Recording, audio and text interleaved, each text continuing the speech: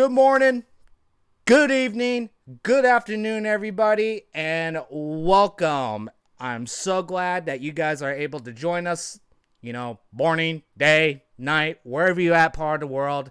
We are back with Talk Your Instinct Season 2, Episode 1 premiere, and I told you I had a banger for you guys today, and I actually do. So, just first off, I just want to recap on some of the stuff. The reason why I decided to bring back season 2 was because you guys were asking for it. You're like, Maddie, this is a good idea. I think you should, I bring it back. So, but I kind of want to pop off with episode 1 with a good one. I have interviewed, not only top players, I have done streamers that deserve to have that spotlight because I watch them. But I go, you know what? I want to do something a little different this time. So I kind of want to start it off. He's not only a player, but he was the mastermind kind of behind my stream, my Killer Instinct career, pretty much everything that I did for the KI community. Honestly, these guys took a big fucking gamble on me. Like, really, they could have picked anybody else. But, they saw what I was doing, and we're going to tell that story later on. Ladies and gentlemen, I would like to welcome you guys, the guy that's behind Ultimate Source, Chris Nicholas. Thank you for coming on. I'm not going to say a short notice. We planned this. Yeah. We planned Yeah, this no worries. 3 weeks because I was like, man, I want to start episode. I actually want to kick off season 2 with a Sure. banger. So no, Well, I am honored. I can't thank you enough for letting me come back. I appreciate it. We talked, like we were talking earlier, like 3 years ago, last time we actually talked. yeah, Talked crazy, crazy. So I'm super excited to be here. I really appreciate it, even yeah, with the time change. Just to let you guys know, I usually start the show like around 3 o'clock, but today was like a little exception. Chris is actually overseas now. He's actually living in Thailand. Am I correct? Yep, that is correct. It is Friday morning at 7:20 a.m. So all you guys in the US, I'm in the future, and I can tell you that you guys will survive tomorrow up until this time. Okay. The sun will rise tomorrow for you. I'm pretty sure I'm gonna be good. Like, I'm not gonna catch like a disease or anything. I don't know about that, but I know the sun will come up because I see it today. So good news. Okay. Yeah, well, Chris, no way better to kick off season 2, episode 1. It's with you. Thank you. The man Awesome. who started my streaming, my KI career. It literally, it's all because of you. Like, you literally took a guy who's not. Honestly, Manny, it's because of you. The hustle that you did was absolutely unprecedented. Now we worked with a lot of affiliates, a lot of KI, other streamers, and other people in the industry, and everybody was great. I enjoyed Mhm. everybody, and so many of them went above and beyond, which was great. But the hustle that you showed was unmatched, unbelievably unmatched. I mean, for the fact that you just started buying figures and just giving away on your stream without even really telling us first, which was amazing to begin with. But just the amount of effort and money that you were spending to do that was just unprecedented. And that's really when I was just like, what are you doing? I mean, that's amazing, but stop spending all that money. Let me send you the figures, so you can do that. And your hustle is unmatched, Yeah. absolutely unmatched. Yeah, you guys were getting large orders from me, and they're like, "What the hell is he doing?" And then you actually tuned in. You actually tuned into one of my streams without me knowing, and you're like, "Oh, okay." Yeah. I've done that way more than probably the entire industry knows. I've been quietly sniping other people's streams for Yeah. forever, really forever.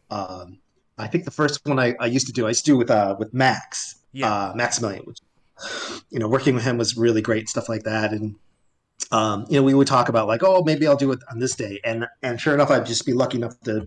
I couldn't jump on all of his streams. He's a machine of how Oh, often he streams and the times that he does it, and I would just get lucky. I'd be on there and when he would talk about something, and then I would just send him a donation and stuff like that, and he's like, "Oh, you're here." I'm like, "Oh, he's here." yeah, So Maximilian, that guy gets like tens, 20, 30, 40,000 views like every time he goes live. And like, I mean, not only me but him, like being a big name, like promoting your guys' product was just like huge, and it was, yeah, I did what I could, and then others did, but Maximilian, like he was right there, and yeah. then Well, I mean, not to take away anything that you did. You went way above and beyond, and it yeah, was an absolute pleasure to work with you for the last like three. Well, shit, we're still doing it now. I'm still giving away you color codes and stuff like that. yeah, So it's absolute pleasure, and it's been the longest work relationship in the community that I have is still grinding with you and still doing stuff, which is great. It's fun. yeah. It's a blast. Yeah, and people still love you guys. They, like every time like I stream and stuff like that, they're always talking about you guys, and Why not? you know, unfortunately, it kind of like almost came to an end, but kind of not really, But we'll Yeah, we'll get into that a little bit sure, later sure. on.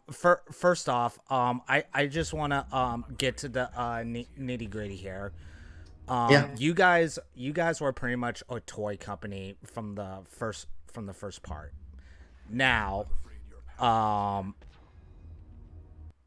when did you guys started to do toys? sure.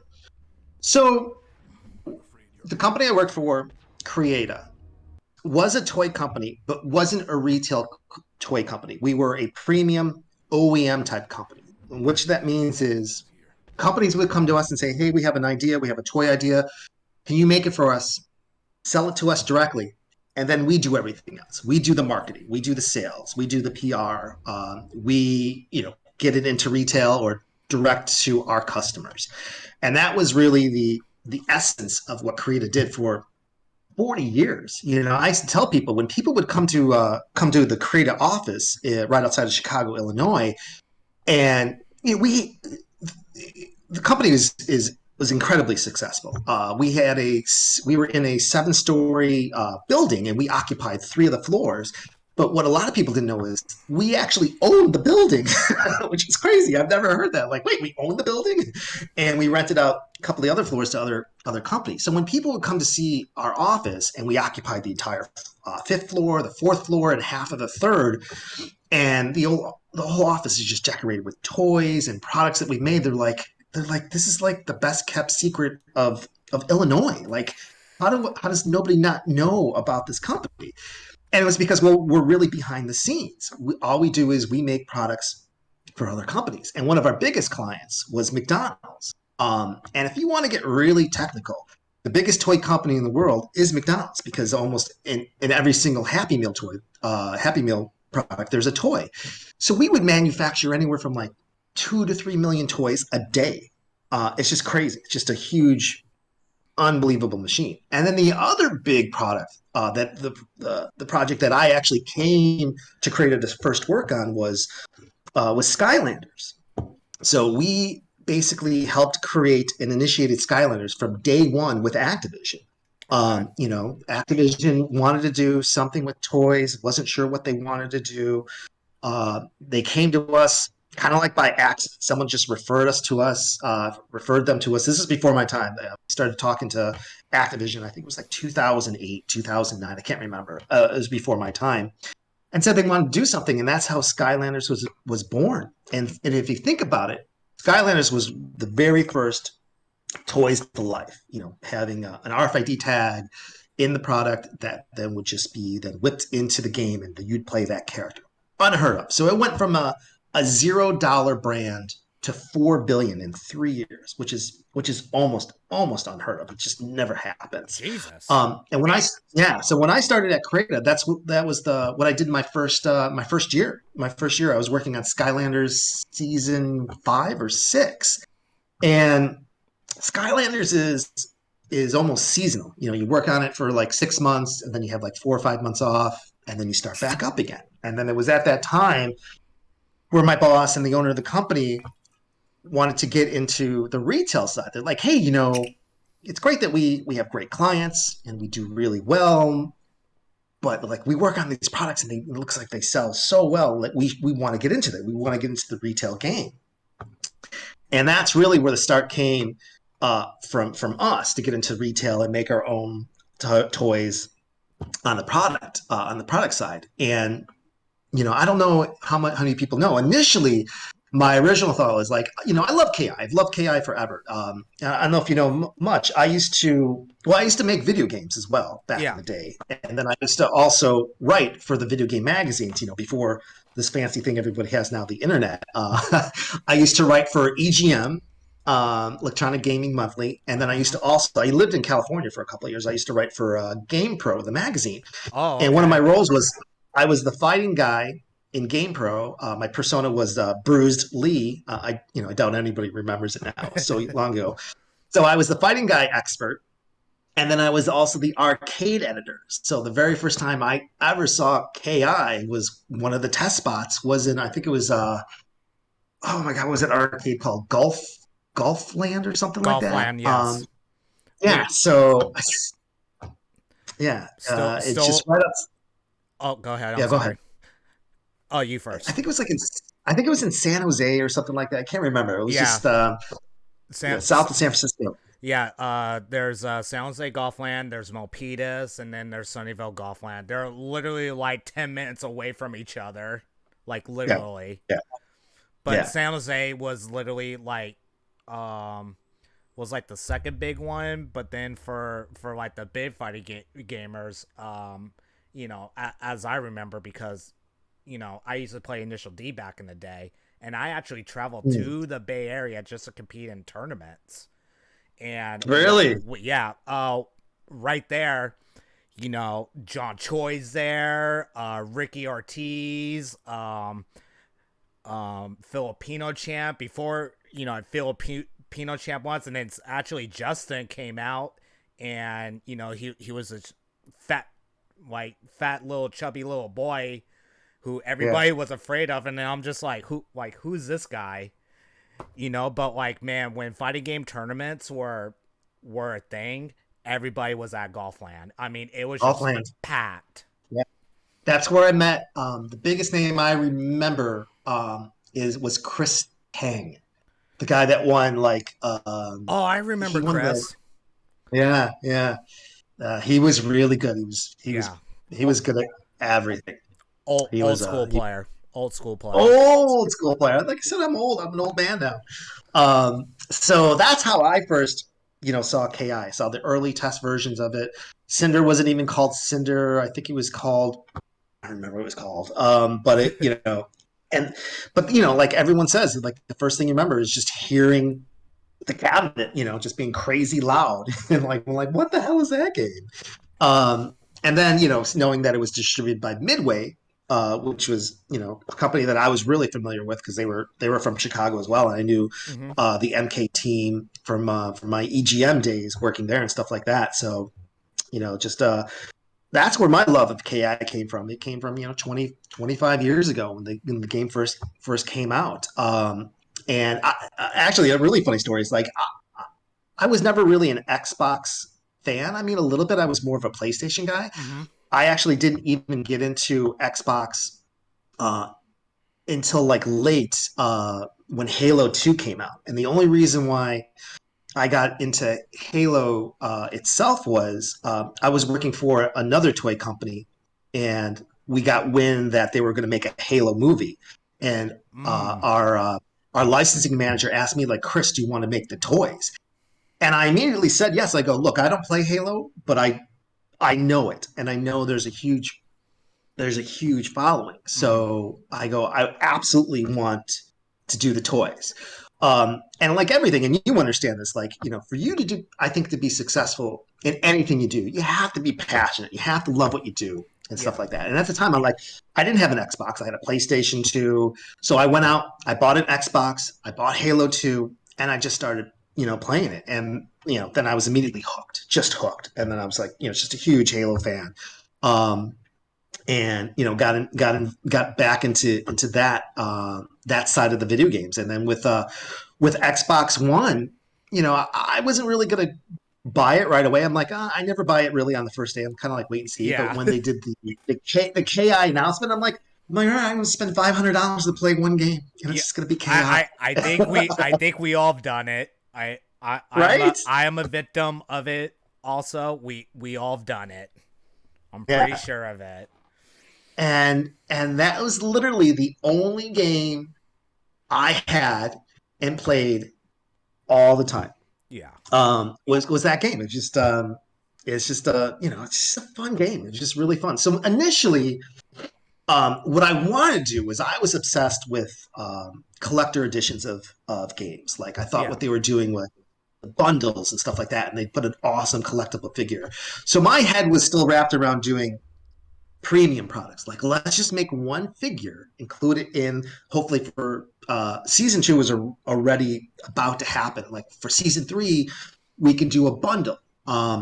And that's how our initial conversations with Microsoft started. And Okay. it was it was a long road from the standpoint that like first I didn't have the only Microsoft contacts I had were a lot of my friends who I worked with at I used to work at EA. Mm-hmm. When they shut down EA Chicago, a lot of them just spread out the world, and some of them wound up at Microsoft, and that's how um, I got connected with the KI team. Was like I had to go through them and then go through the licensing channel and everything like that.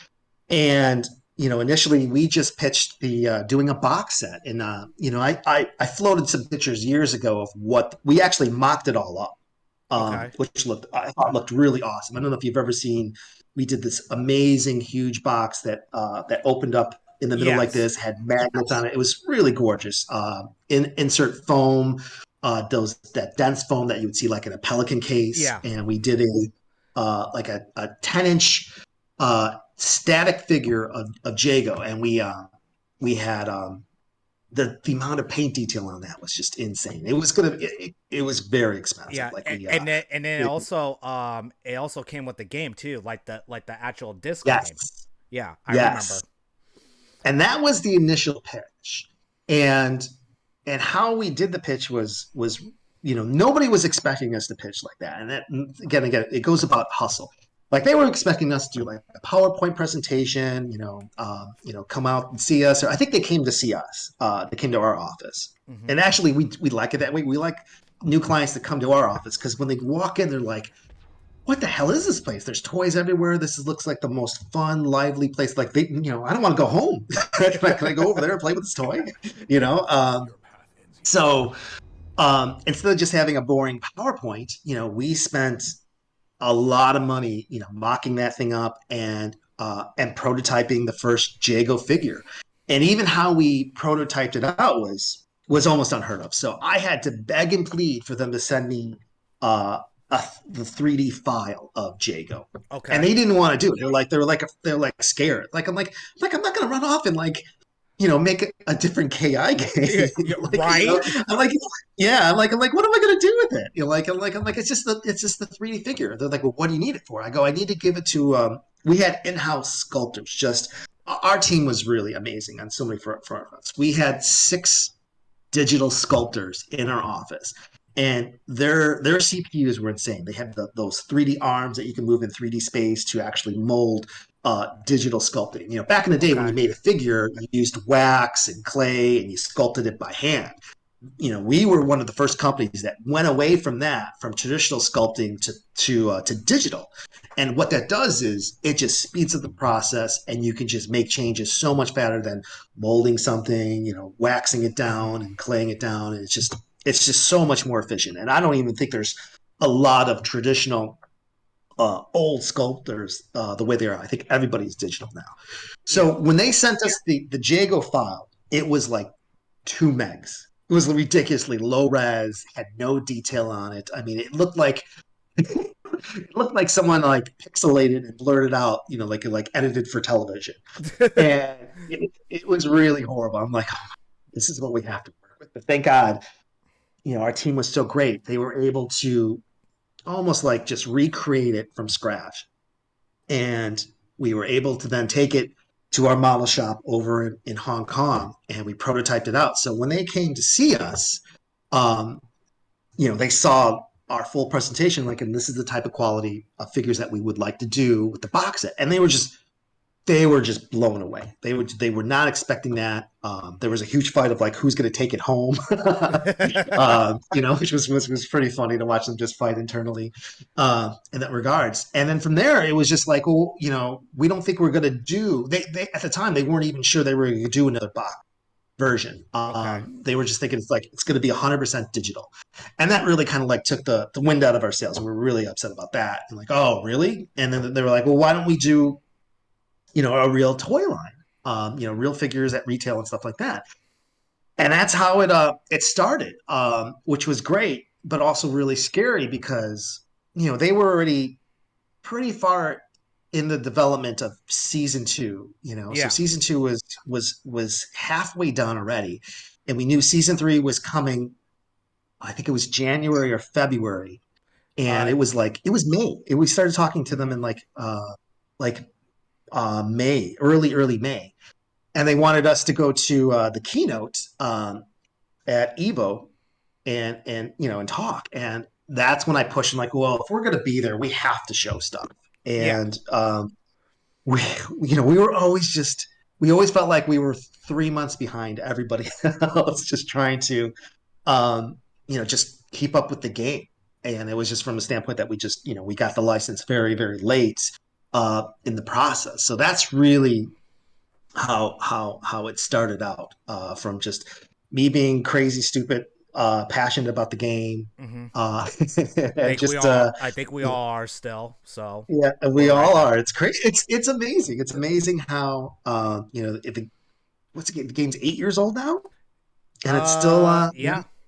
8 years eight old. years old, and it's still going. The community is still there. Which is great, which is really really great. Yeah, and rumor has it that KI4 is in development, but who knows? We're not gonna know until maybe E3 or Evo. Who knows? But Yeah. What are your hopefully, what are your what are your thoughts on it? honestly, my thoughts. I hope it's true, but then Yeah. again, I really the thing I'm scared of is that I don't want a bid developer to get a hold of it to get the license for it. The reason why I say this because I'll give you a good example.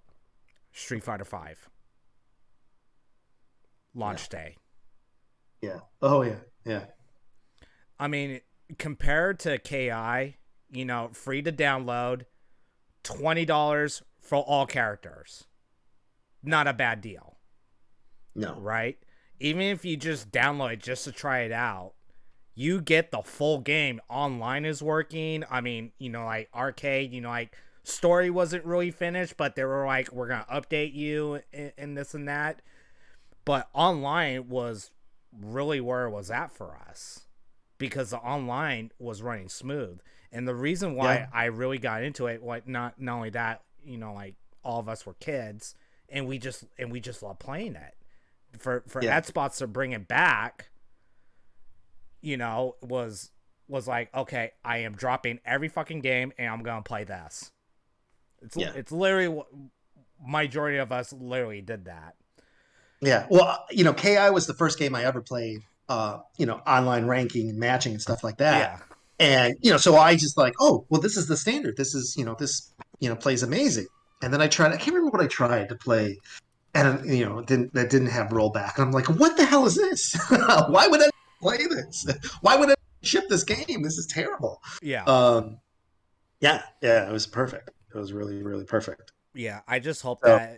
it's a small studio that kind of like takes it over. I'm just praying to Mm, God, because honestly, the way that the game launched and everything, it was fine at the way it was.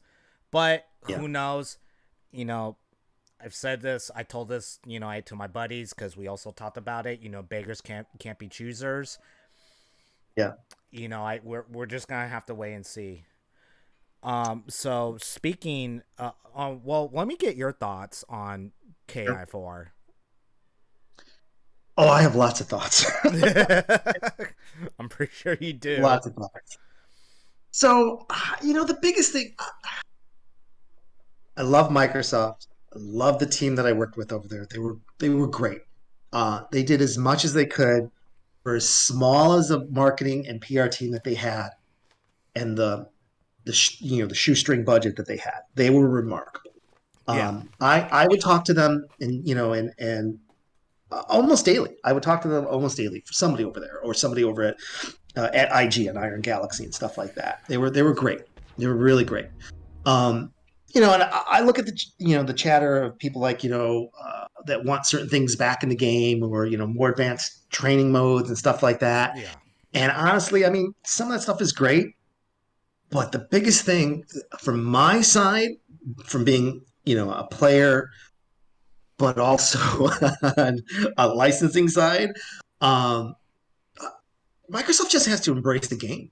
yeah, They have to just I don't know why they treat it like uh, maybe this is going to sound harsh. They treat it like a redheaded stepchild, and I don't understand that they don't really just embrace it and put marketing dollars and marketing budget behind it. Now, I'm not saying it needs to be spend the same type of dollar amount that you put on a Forza or a Halo, but I mean, there's a community, and I think the biggest thing that I saw from my end that was that we were losing players and we were losing community was because it wasn't talk about it that much. There yeah, wasn't the marketing behind it. There wasn't big support, for both land and online tournaments. And it was the only fighting game that Microsoft had, and I felt that the game was strong enough to compete with, Street Fighter Five, or Mortal Kombat when that comes out every 2 years. And I think really the biggest thing that I want to see is I want to see real dollars behind it. They can hire a small dev to work on the game. That's great, but yeah, man, just spend money on the marketing, on tournaments, and just support the game. I always felt like the support of it was just like an afterthought, or the KI marketing team, the PR team, they would just well, this, they would always be like the last at the table to get yeah, the ducats, to really just do anything. And it was just I felt bad. I felt bad for them. I really felt bad for me because yeah, it did affect me a great deal. And that's what I think has to be, for KI4. If KI4 actually happens, um, it has to have a huge market. yeah, You know, just have to just really, really embrace the game. And I don't understand why. People still, love the game. It still trends. You have some of the biggest people on Twitch, on YouTube, still talk about it, still play it. And I think it would be great. I can't tell you how sad it was to be, halfway through season 2 and season 3. They see so many like pro players like, I'm out. I'm not supporting the game anymore, because they would say, like there's no there's no purse around going to tournaments. I'm like, why am I spending my time, trying to play the game and there's no money involved? Now, should money be the ultimate factor to play a game? Absolutely not. But it just showed that like there wasn't a big support for on the marketing side. yeah, So that by far I think is the most important thing. If you're gonna do the game, get behind it. Get behind it 100%, and just let the world know. I can't tell you the number of times where I would be wearing a KI shirt, and just some random dude would come up to me like, "Mike, oh, I remember KI." I'm like, "What do you mean remember? It's out." "Oh, it is?" Like, yeah, oh, like, it's on Xbox. I own an Xbox. I'm like, oh boy. yeah, pretty So much. And that's to me that's the biggest issue. Like, there was another game I worked on when I worked at EA. I worked on NBA Street Volume Two, which is I feel like one of the best games that I ever worked on, and it's a legendary game. I mean, the game Yeah. sold really really well. The game came out like I think almost 20 years ago. I think we wrapped it out in like 2001 2002, and I still have my NBA Street Volume Two T-shirt, and You guys had I don't wear it out T-shirts? here. Yeah, well, we did it internal. We did it. Oh, okay. Uh, I should show. I can actually. I think I can grab it. It's hilarious. It's so beat the hell. It's so like crap. Grabbing it from the archives. It's Oh so beat the hell. shit! Yeah.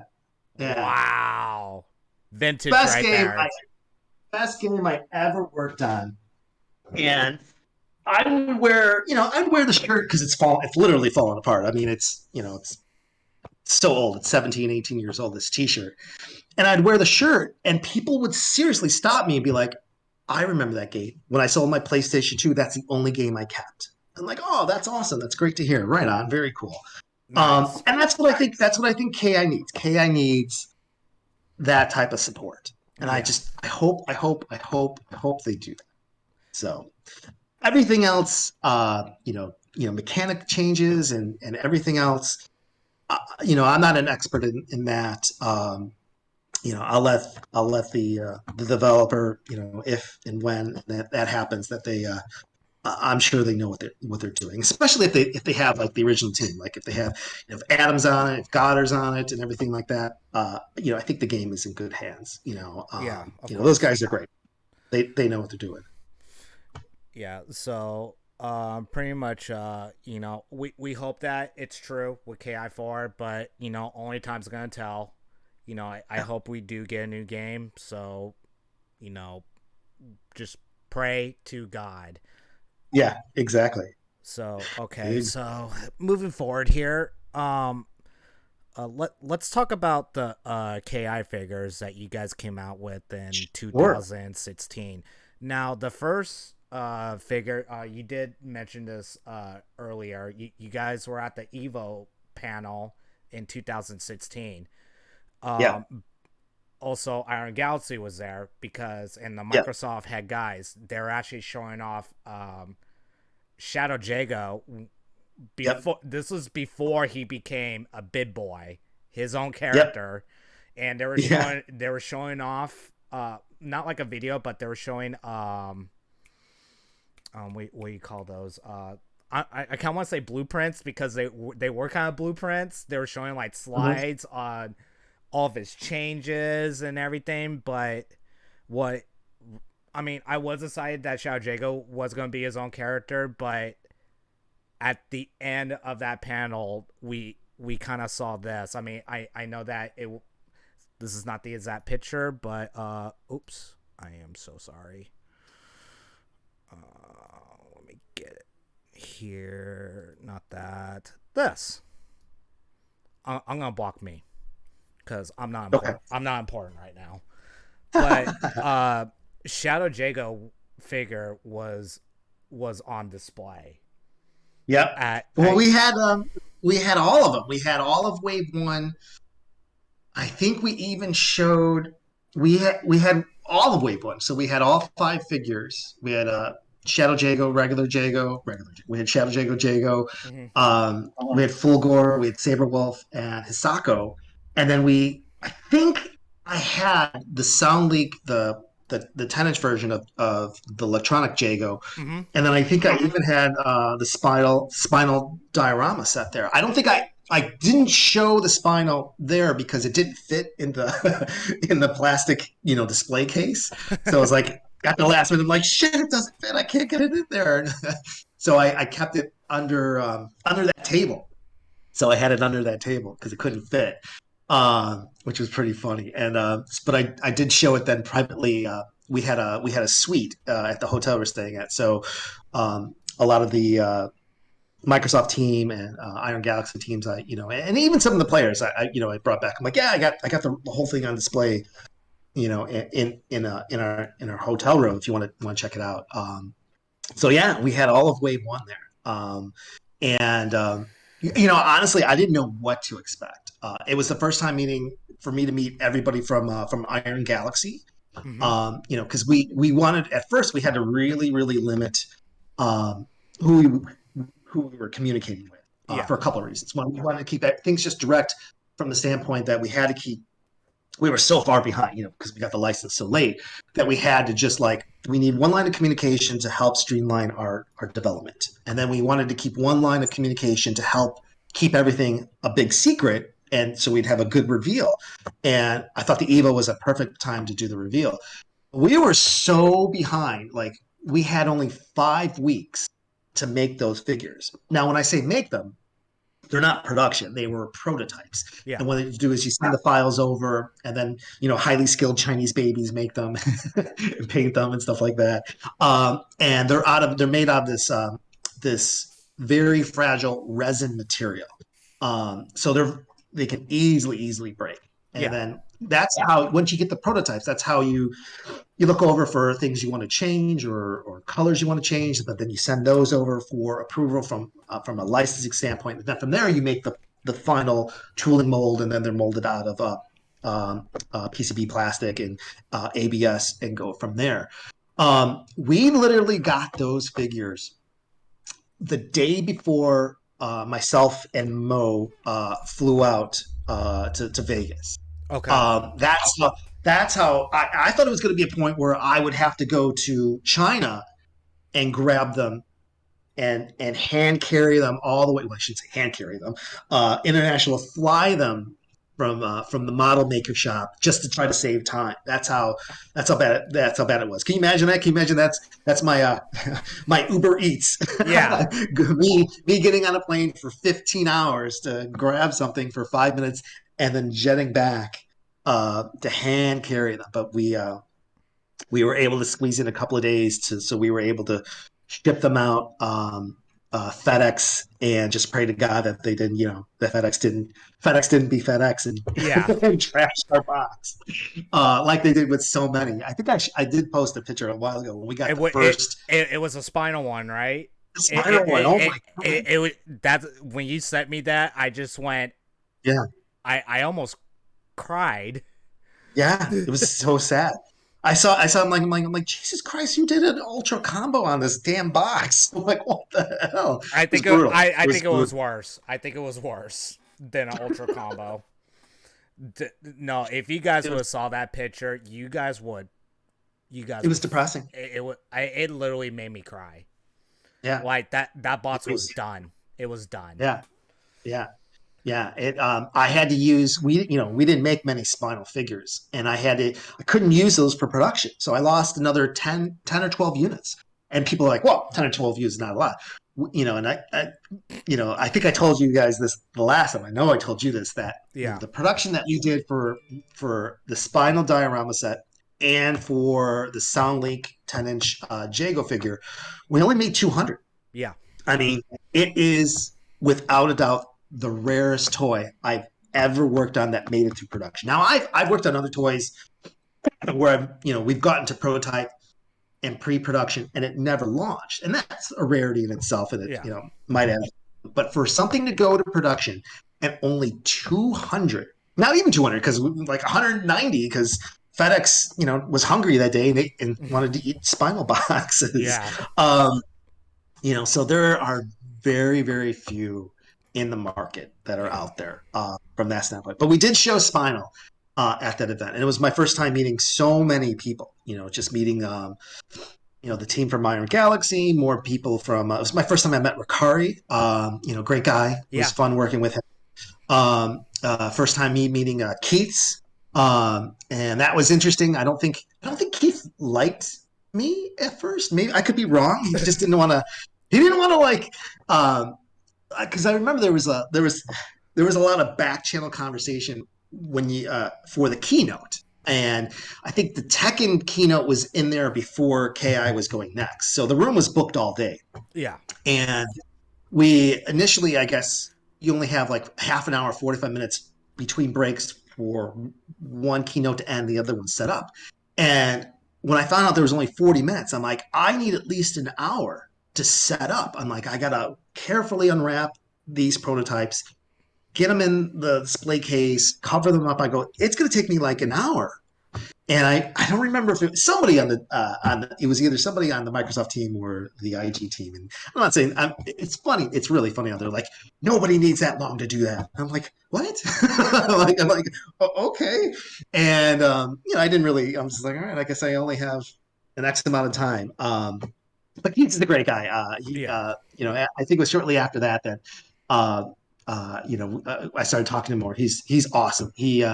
I worked with him a lot towards the end. He was showing me so many stuff for season 3. It was great. And then just with regards to, I had to work directly with Iron Galaxy on the Sound League Jago figure Mm-hmm. because we had to embed like hidden data audio files in the game, and they're still in the game to this day. So I was at Iron Galaxy Chicago, I think like 10 times in like 2 months going there, just testing it out and working with the audio engineer and, hanging out with Keats and stuff like that. But yeah, it was a crazy moment. A moment that, Evo, we almost didn't make it. And when we did the reveal, people were just blown away. They were just shocked. Nobody expected it. And it was great that we were able to keep it a secret. And then the biggest thing was like I have 2 other secrets I got to keep. Well, not one other big secret. Initially my biggest fear after that was like, holy shit, I now have 5 months to make this happen, Yeah. or I'm like a total asshole. And the biggest secret was the color 10 codes. And I'm so glad we were able to keep that a secret for the entire time, that nobody really knew that. And that wasn't, that was part of the original contract.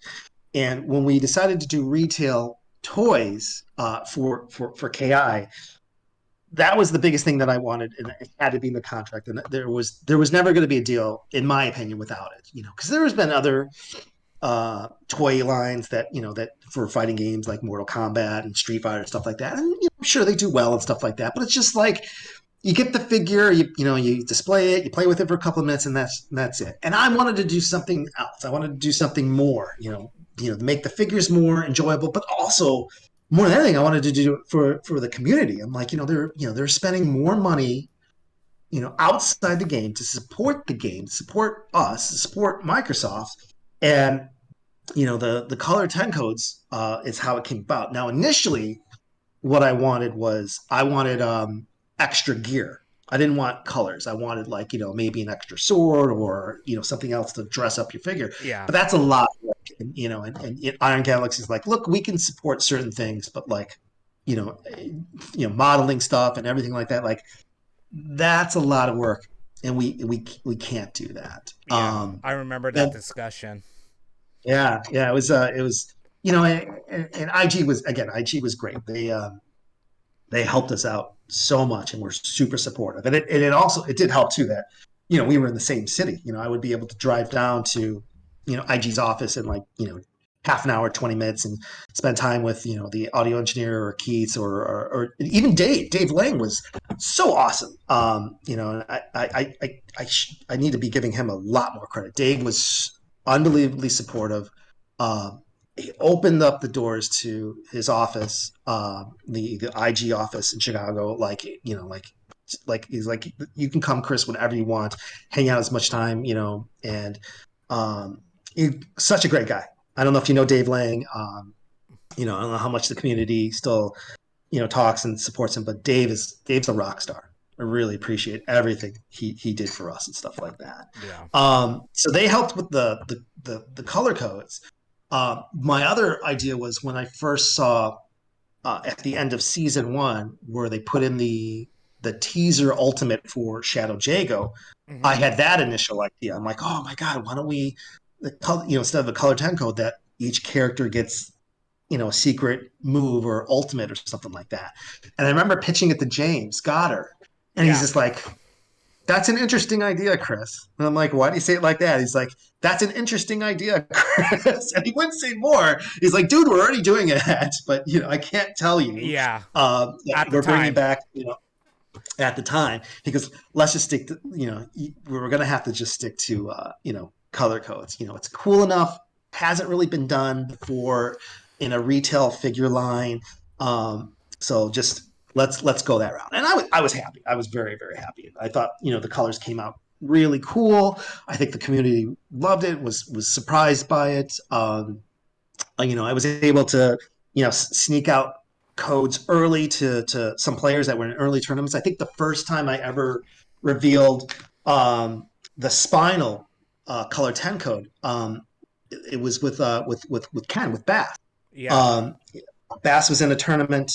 I think it was somewhere in Seattle. I can't remember which tournament it was. Oh, It was a smaller tournament. it was God, what's that Seattle tournament? It happens literally like in April. Yes. It Yeah. happens in April. I keep forgetting the name of it. But yeah, he actually showed off Spinal 10. Because I remember me and you, Yeah. we were talking about it. Because Yeah. I've gotten it, but you're like, Maddie, Don't show it. don't show it. I Yeah. had it on my ad spot, and I was just going, oh wow, Yeah. and then you're like, Yeah. don't stream, don't, Yeah. and you're Can't like, do it. don't even pit Spinal, don't even highlight Yeah. him, and I Yeah. go, oh okay, because we're actually gonna have Base show it off during the tournament when he's on stream, Yeah. because he actually did bring his ad spots to that tournament. Nice. Nice. No, Yeah, no, it was it was actually it was just Northwest Majors. Thank you, thank Super you. Cat. That's it. Thank you. Yeah. Thank you. Yeah, and that was just, an idea I had, like the day before. And the first thing I do is I had to get permission from Microsoft. So I call Ricari and I go, I got a crazy idea. You know, the Spinal Figure diorama set's not coming out for several more months, but let's tease the code. Can I give it to Base, who's gonna, he's gonna, live and die in the corner using them? And Ricari's like, that's a kick-ass idea. And I didn't talk to Base at the time, but I heard him in the background when he saw the color, and he was just like, "What the fuck?" I thought it was awesome. So that was great. I'm like, okay, I got his approval, so I feel good. I Nice. feel good. Yeah. So there's actually a pretty funny story about I got the color 10 codes late. I got them just in time so we could print them to put them in the retail Mm-hmm. boxes for the figures. And we're going to production, and I'm like, hey, maybe it's a good idea that I actually test them out to make sure that they that they actually work. Work. So yeah, and I didn't do that until like the 11th hour products already on the water. Mm-hmm. We're going to be shipping stuff, and our website's about to go live. And it was like a Tuesday night, like at 11 p.m. And I entered in the first codes I got was the Shadow Jago Color 10 for the limited edition Yeah. version. And just seeing it work, and I'm like, oh my god, it worked! Thank God, I can rest from Yeah. a product development standpoint that I'm not shipping, broken codes. Yeah. And Exactly. you know, and then like an idiot, I took it into ranked matches for just a couple of minutes. And I suck at Shadow Jago. I've never really played him. I think we He's bumped into each other. We you bumped. might have because We bumped because into each other. I only played like a couple matches, and I had to stop because I started getting messages like, "How did you get that color? What color numbers?" I sent you a message saying, "What's this?" Yeah, yeah, All yeah, capital letters, and I took yeah. a picture of it. Oh shit! And no, Oh, I because usually I know, because I remember I sent that photo to you on Twitter, and I'm like, yeah, "What is yeah, this?" I I yeah, I, and I know your gamer tag. I follow you on Twitter. What is this? And you did yeah, not and I respond immediately to you did not no, hell respond no, I to didn't me. respond. You did Not not only did I respond not to me for respond, like a week. I unplugged everything. I shut my power down to my house. I went off the grid. Yeah, it was really stupid of me to do that. But I mean, I should have just tested it, but like, oh, let me take it into rank and blah blah blah blah blah. See I'm if like, it oh, works that's online. But of course, I bump into you, and I go, ultimate. Well, oh, okay, whatever. And all of a sudden, and I was playing Jago Color 9 at the time because it was still season 2. And all of a sudden, Yep. and then all of a sudden, it's like, oh, you play Shadow, because like it shows like what character you played before. I'm like, oh, you play Shadow, get Jago, whatever. And all of a sudden, the character comes up, for the versus screen, and all of a sudden we're like, what the hell is this? Excuse me? Yeah. I'm like, at first I thought it was a glitch.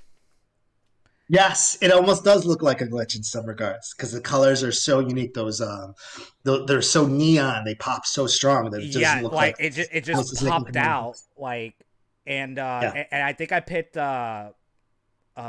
Argonos' stage because I was first player and you were second player, and that yeah, color really popped, yeah, and I just went, is there something wrong with my ad spots? yeah. He pops so well on his stage too. Yeah, Like because that stage is so dark, it just almost looks like you're in a black light world. It's pretty awesome. yeah, Really, really. Yeah, so here I am afraid that somehow people are going to find out about Color 10, and I'm almost the idiot that blew the yeah. secret myself. So, yeah, so that was great on my part. But so that's really how initially it happened. It started out as a box set, turned into retail. But then from the standpoint of retail, I wanted to do something different Mm-hmm. with the Color 10 codes. To do a giveaway to just give back to the community and I thought as like a way to like showcase like, hey, not only am I a fan of the game and Microsoft and Ultimate Source, and here I am showing it off and stuff like that. And it was great that so many streamers did that Mm-hmm. and did it in tournaments and stuff like that. Just seeing base with Color 10, and then Nikki was for the longest time rocking Red Fire Truck Full Gore Full forever. gore. That was great. Yeah, but then we Seeing but then that we stuff. cha- then we changed it to Nicky Rad because Yeah. he got sponsored by Circra. Oh, okay. It matched him very well. So I mean, we did call him Red Truck, back then, but then the minute he got the Circra, we called him Nicky Rad. So Awesome. also Thompson, Thompson, yeah. I Thompson. remember the first conversation I had with Thompson on the Color 10 of Jago. Um, he was sitting right next to Pink Diamond, and I'm I telling think him it like, was "Hey, color 11, the camel yeah, was pants. it Color 11? Yeah, it was Yeah." color And I'm like, 11. yeah, I'm like, I'm gonna get. Yeah, that's right. It was for the Sound Link one that wasn't out yet. Yeah. So with the camel pants. And I'm telling him like, hey, I'm gonna give you this code early so you can start using it in tournaments. And Pink Diamond, she's like, the hell? What? How come I don't get it? I'm like, sorry. Shout I out to Pink promise. Diamond. Yeah, I'm like, Pink Diamond, I promise if we make a your figure. Oh, God, who was she playing? She was playing She was playing Maya at the uh time. was she playing my yes. Yeah, she Yeah. was playing I Maya. go, I go, I'm like, if we're playing, I'm like, I promise you'll be the first, you'll be the first. But it was just hilarious. She's like this is some bullshit. I'm like, oh shit. It was very fun. She could get a little ratchet, but that's Yeah, her. yeah, We all yeah. still She love was her. great. She was really sweet. It was really it was a funny situation that she was just like, man, where's my character? Yeah, I get that exactly. all the time. Where's my character? So But yeah, so Jago 11 got released. Like, I remember I got the colors way early than expected because I did work with you guys, but yep, you kind of told me like, don't show them yet because I want the players themselves at tournaments to showcase them at tournaments. And I go, you know what? That's not a bad idea. That's and yeah, especially like on a big stage, and then when people actually saw the colors, probably like yeah. the biggest color reveal was Cinder. Yeah, that one sort of happened by accident at first. Yeah, It was revealed by accident. Who did that? I think. Oh, my good friend Alex. yeah, Right? Yeah, it's I okay. I remember. mean, mistakes happen. It's all right. Yeah, He felt really bad. You could tell on the stream he felt really bad. So I'm like, yeah, I can't punish you. Like you look really sad about it. So like it happens. yeah. Because But I was actually on his stream, and I'm going, "What are you doing?" yeah. Oopsie, oopsie. What Yeah, are you I gonna do? know. I What are you know. gonna do?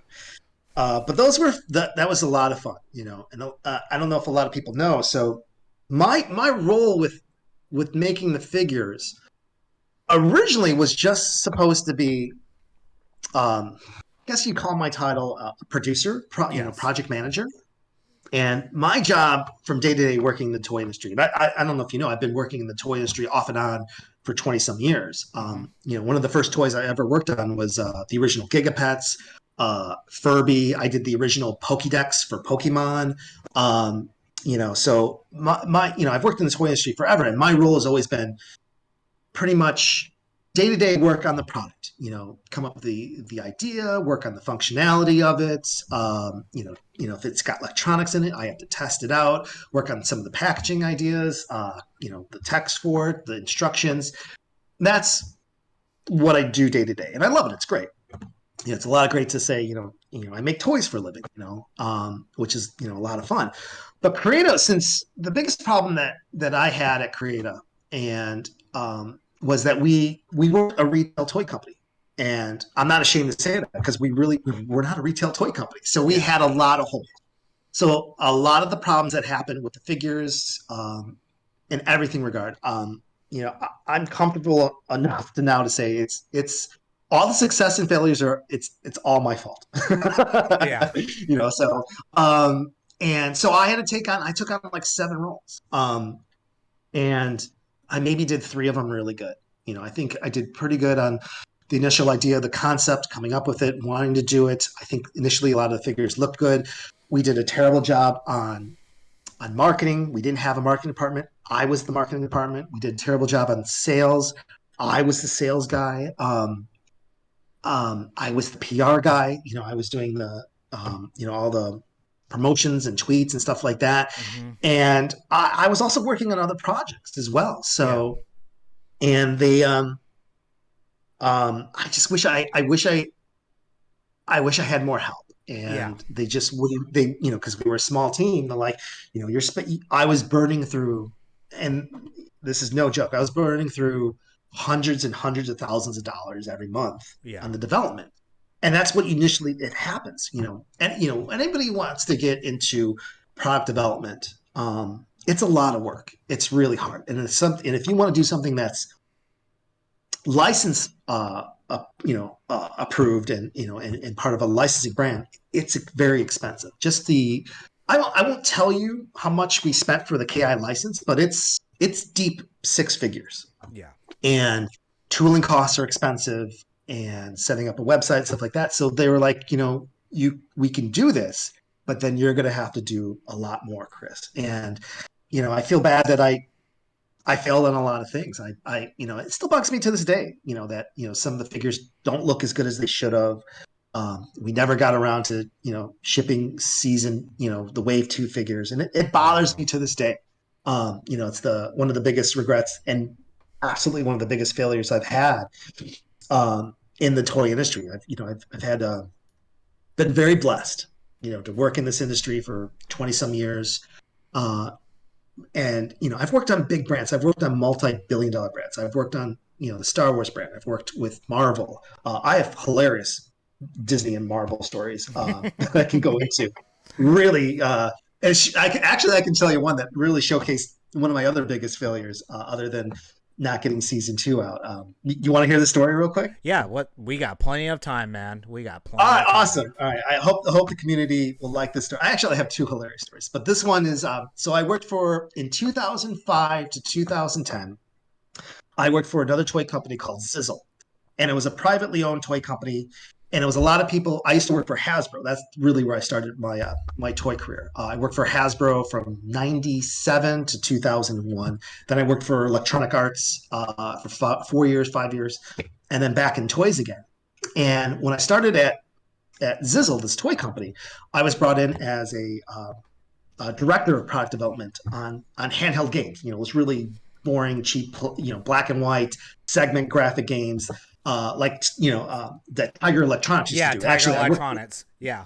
that's where I started. My company, I worked for Tiger, and then Hasbro bought us, acquired us, Hmm. and then I became a Hasbro employee. So I worked on those terrible, terrible, $9 games. But when we were Back. kids, they were fine. When They we were were great. They kids. were great. They were great. So I either made a kid's day or helped him cry himself to sleep. One of the two. You One get the and two. pick. So I was working at this private toy company. I was bringing back handheld games, and at the time we had the master toy rights, worldwide rights to Disney's entire library, and then also Marvel. And at the time, Disney was just Disney. I think they didn't even own Pixar at the time. They Yeah. owned ESPN and just Disney. I don't think they had anything else. And Marvel was just coming to the end of whoring out their licenses. For years they were giving them out to Sony. Sony had Spider-Man, and Fox had X-Men, and that's how they were really surviving. And it was like 2006, 2007, and we were making those games for them, but they were under secondary brands. They were under either 20th Century Fox, or they were Sony. I was making Spider-Man games. I was making X-Men games. And I remember my main contact at Marvel called me, and he goes, "Chris, I got some big news. You got to keep it quiet for at least a year, but we are going separate." And I'm like, "What do you mean?" He's like, "We're starting our own studio. We're calling it Marvel Studios. We are no longer going to give out our characters, our licenses, our brands to anybody else. We're bringing everything else that we own in house, and we're going to make our own movies." I go, "Awesome. That's great." He's like, "Yeah. And we're super excited about the first movie project that we just greenlit. We just signed on the director. We just signed the main actor.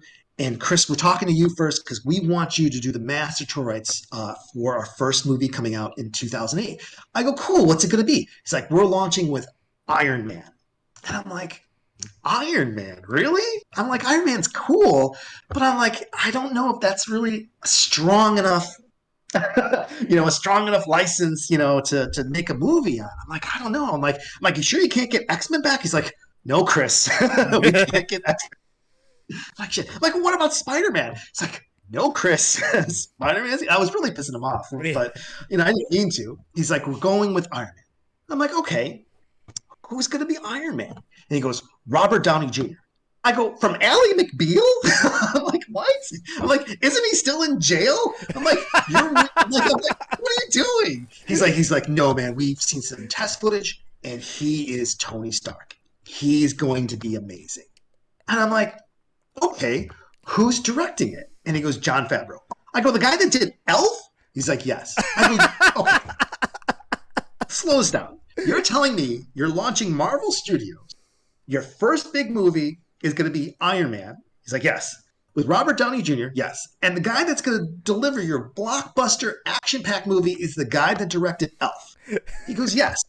I'm like, and I go, "And what are you asking me again?" he's like, "We want you to do all the toys, everything, because we had the rights to do the entire Marvel catalog. Any character we wanted, we could have made a game, a toy, a figure out anything." And I go, "I think I'm gonna pass." And he goes, "Really?" I go, "Yeah." I go, "I'll talk to my boss, I'll talk to the team, but I go, I don't know, man. I don't see it happening." And I get off the phone with him, and I go, "Yo, my Marvel contact is going crazy." And I just like, and I was laughing. I'm like, "There's no way this is going to be a hit. There's no way that Robert Downey Jr. is going to carry an entire movie directed by." And then I remember, like 7 months later, I saw the first teaser trailer, and I got scared because it was so good.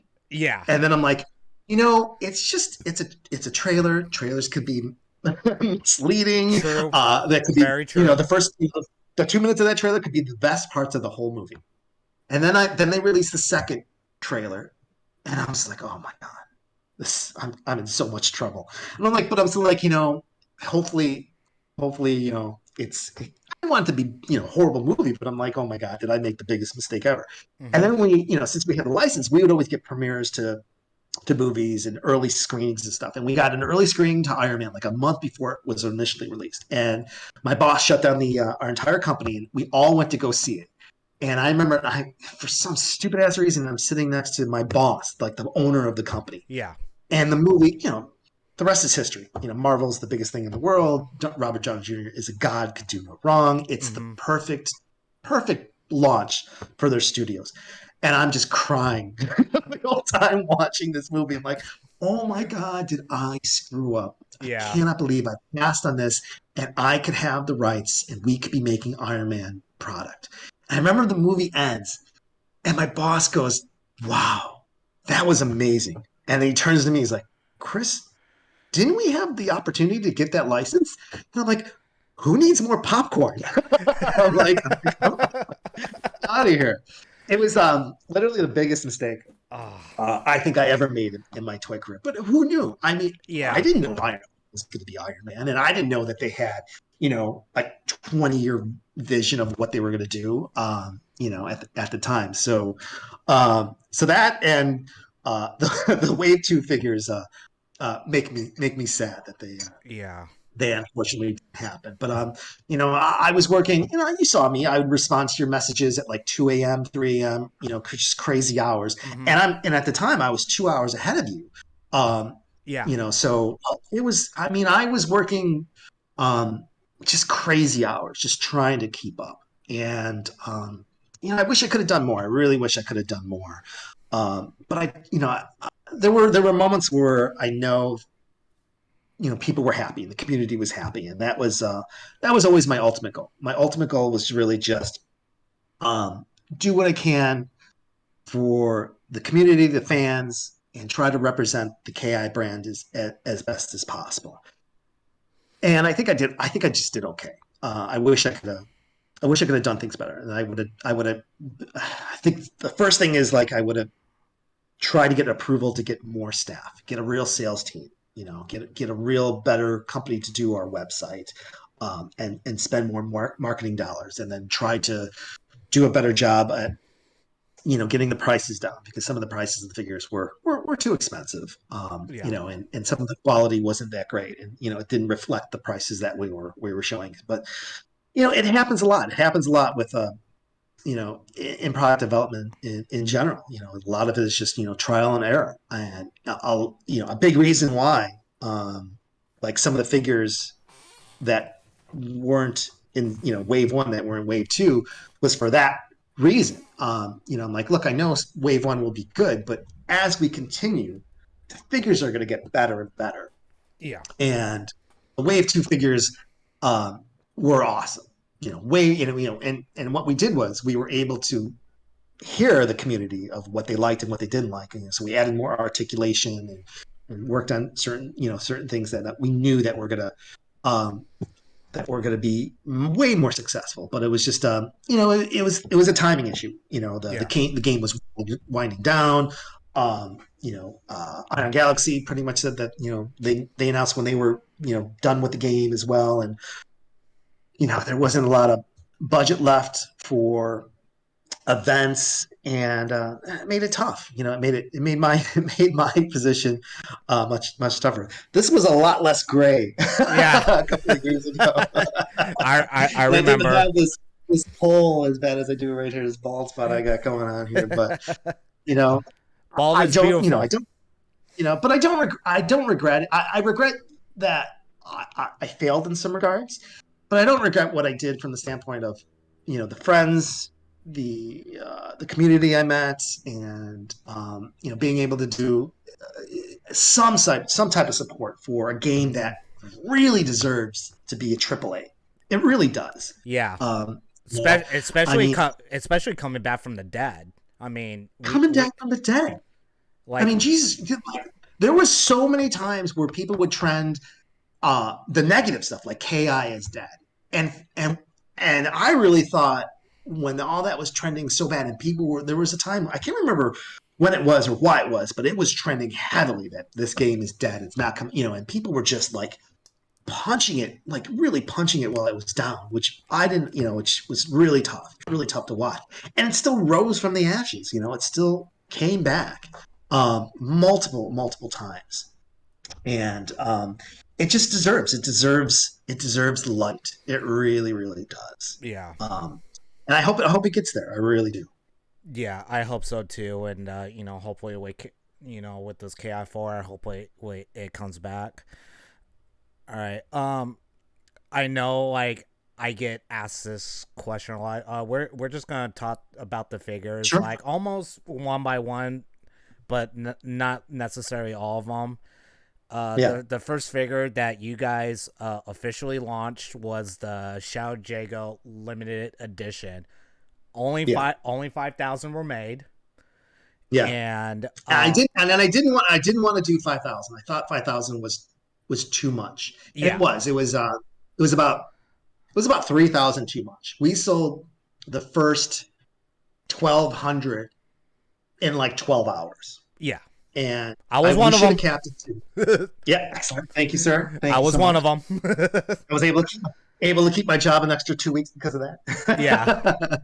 um, and even that again, that was my nutty idea. Like um, Shadow Jago and Jago were the first two that we molded and started working on, and they were the fastest two that we were getting approval from Microsoft, Mm-hmm. and especially Shadow Jago, who was like one of the first ones. And he was the easier one to make because getting the skin color of regular Jago was unbelievably difficult. Yeah. Really did, and I still don't think we did a great job matching his skin tone. He kind of looks like he has jaundice a little bit, or he's in liver failure. How Yeah. kind of weird color his skin color is. It's not that great. But Shadow Jago looked great, and we Yeah. were ahead of schedule. And then I came up with the nutty idea of like, why don't we release him first, do a limited run of him, and we can really kind of like you know whet the appetite of the community and get an early read on how things do. Mm-hmm. And it worked out, I thought, okay. I put extra pressure on myself and the team to because initially we were supposed to launch all of them in January, like 2 weeks or 3 weeks, January, February, right before season three launched, Yeah. and we pre-ordered Shadow Jago, I think like December 2nd, like 2 months earlier, and then Yep. it started shipping. It actually shipped before Christmas. I know some people did get it before Christmas, which was great. Yeah. I got mine before Um, Christmas, so awesome, I remember awesome, that. awesome. And then I know there was the whole debacle about the you know color 10 and then color 11, and then people that bought the limited edition Shadow Jago felt like, hey, I didn't know that you were going to release a regular version of it, and there's going to be another color, so I feel like I have to spend money twice. Yeah. And that was I was not I did not see that company coming, and I felt really bad, and I know it pissed off a lot of people. Yeah. And I tried to do as best as I can to then give those people uh, the color, the regular Shadow Jago color 11 code as well, and I think that helped a little bit. Yeah.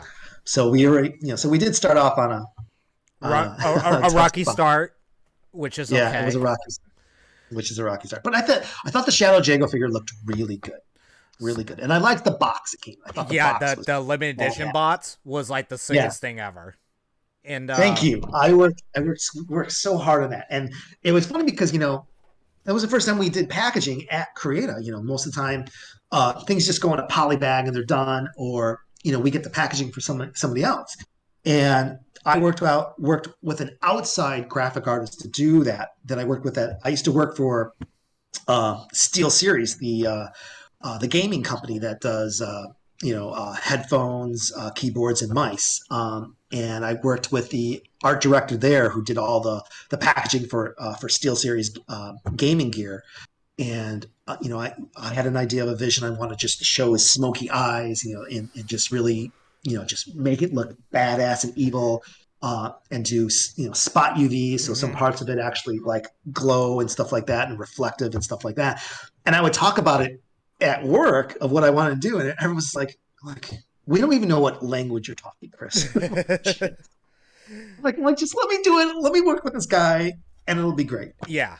Uh, so I thought the packaging came out pretty good on that, and the presentation of that was cool with the little box that you got as well of the collector card, and his sword was in the box and stuff Mm-hmm. like that. I thought that was really, really nice. Yeah. Um, So I thought Shadow Jago came out really good from that standpoint. So The regular so Jago. I'm sorry. uh Go ahead. Go ahead. um I always get this question asked a lot on my Twitter, and then majority of times when I did figure giveaways, a Mm-hmm. lot of people ask me this: what's the difference between a limited edition Xiao Jago figure and a regular edition Jago figure? Sure. What are the two difference? I already know Well, the there's actually answer. I already know it. so the limited edition Shadow Jago is 100% limited edition. There were only 5,000 made, and I don't even think we manufactured all 5,000. It comes in separate packaging. The packaging is different. I think the packaging is strong enough to just display it with any other Mm-hmm. top end packaging. It's got the collector card that is numbered, so you can show off like what numbered version you got as Mm-hmm. well. And then you get color 10, and color 10, for real, no bullshit. I don't have any. That's it. There will never be. The people that show off color 10 Shadow Jago. You should be really happy because there will never be uh, another giveaway of that color 10 code. Yeah. So there are only I'd say less than 5,000 of those um, in people's hands. And just a couple of weeks ago, I gave you Mm-hmm. um, absolutely the very, very, very, very, very last one. I don't even Yeah. know. I don't even know how I found it. I found it in my backpack the other day, and I was just like going through looking for. I think I was looking for a thumb drive or a mask. I was going somewhere, and I'm like, what the hell is this? And I'm like, what do I do with this thing? And the And then first, I'm like, and of course, the first person you thought of was me. I got to talk to my BFF Manny, and it really was. I gotta give it to you. It makes the most sense. Yeah. Um, so you no bullshit. You got the last one. Um, Well, it's so actually in Jaren's hands now. So he excellent, was our winner of the last cool. one. So Jaren, you got a pretty rare color. Um. Uh, Yes. so and then we got the like the regular figures. Yeah. I know like some people have also asked me oh, this one was a good one. Which figure was the most difficult to make? Ooh. Um. All right. I'm gonna reveal all. Absolutely, the hardest figure to make, and the one that we almost did not ship, was Full Gore. So again, we were. It's not an excuse. I'm just explaining, my failures. Yeah. Um, so we were so far behind, and we worked so hard to just keep up with production and stuff like that. So the molding process of Full Gore's knees, the pin that was in his knees was defective. So anytime you bent it to a certain degree, it would break. His leg would completely break off. Um, and it was literally, I've never been so panicked and freaked out in my entire life. And I did not know it until over 10,000 of those already shipped were sitting in my warehouse, ready to go, to be shipped out to retailers and on our website. And I literally had like the biggest oh shit moment of like, what am I going to do? I can't ship this thing. I know some of the figures didn't come out quality wise, and we probably shouldn't ship those, but this is a full blown defect, and I think Full Gore is probably going to be one of the biggest sellers. Um, so Full Gore was out without a doubt the craziest thing that we had to do. So we got it all in our warehouse, and then we had China ship a replacement knee pin, and they shipped like 20,000 of those since we had to replace both knees. So at our warehouse in like Southern Illinois, I got like a team of like 5 people. I hired like friends of kids, and I had like a secondary assembly line where I opened up every single Full Gore box, twisted the knee to break it, pull it out, reinsert the new knee pin, and and then heat it back together. Did that for every single one. I did it. I went to the warehouse. I was living at the warehouse for 3 weeks with like a team of Jesus. like 8 people, and I took apart and refixed every single Fulgore figure. Oh, And uh, nobody, I think this is the first time that I've ever talked about it, yeah. except for in my therapy sessions. uh, Lying and there on the couch bed. That's right. That's right. That's right. I've helped put my therapist kid through college with all the therapy. I'm kidding. Yeah. Um, but it's really the only time I've ever talked about it outside of the office Yeah. ever. And there's actually, but even that I was able to turn this brown upside down. Like there's an image that I tweeted out, and I called it the Fulgore Army Ultratech is ready for orders. And there's a picture of like 30 or 40 Fulgores standing on top of their box, Yeah. and it looks like, and it's almost like in a pyramid shape. They go like this, and it's a great picture. It's a Yeah. great picture, and it got a lot of traction. And I think it got it on Twitter. It got like 100,000 impressions, and that picture is the first 100 that I refixed. And I just took the picture of, and they were sitting out in the open because they were drying. So I'm like, hey, let me take a picture of defective Fulgores, tweet it out, and see what happens. And nobody knew the difference. They just thought it was a great picture, but it was me fixing the first, Drying the lights out. grind the legs out there, fixing the first ghetto Fulgores that we had shipped from China. Um, so Fulgore was absolutely the hardest figure. The figure that was also hard, and I wish would have done well, was the 10-inch electronic Jago figure. And the reason why that one was hard was not so much like working with, IG was great. The sound engineer and Dave Lang were great to help, implement all that into the game just openly, just like, yeah, we're going to take your data files and put them into the game, and hopefully we won't break the game, Yeah. which we knew we did. I'm Like actually that, I'm actually displaying the the figure, the 9 inch Jago figure, figure. And awesome, what's awesome. actually different between this one and the other one, not only he's a lot taller and bigger, but he's actually glued onto his stand. Like you can't even Yeah, take him off right. And because of all the electronics, and he electronics that are lights up. in them. So Yeah. what was the idea with you guys when you guys came out with this? Because like this is like when I was like starting to work with you guys, and you were Yeah. sending me like months early access. Like you're just sending me video files, and I'm just going, "What are you doing?" Yeah. Yeah. So the technology is I call it SoundLink. It doesn't really have a technology name. But it's a technology that I came across years and years ago. And to this day, I don't believe anybody has really taken advantage of it.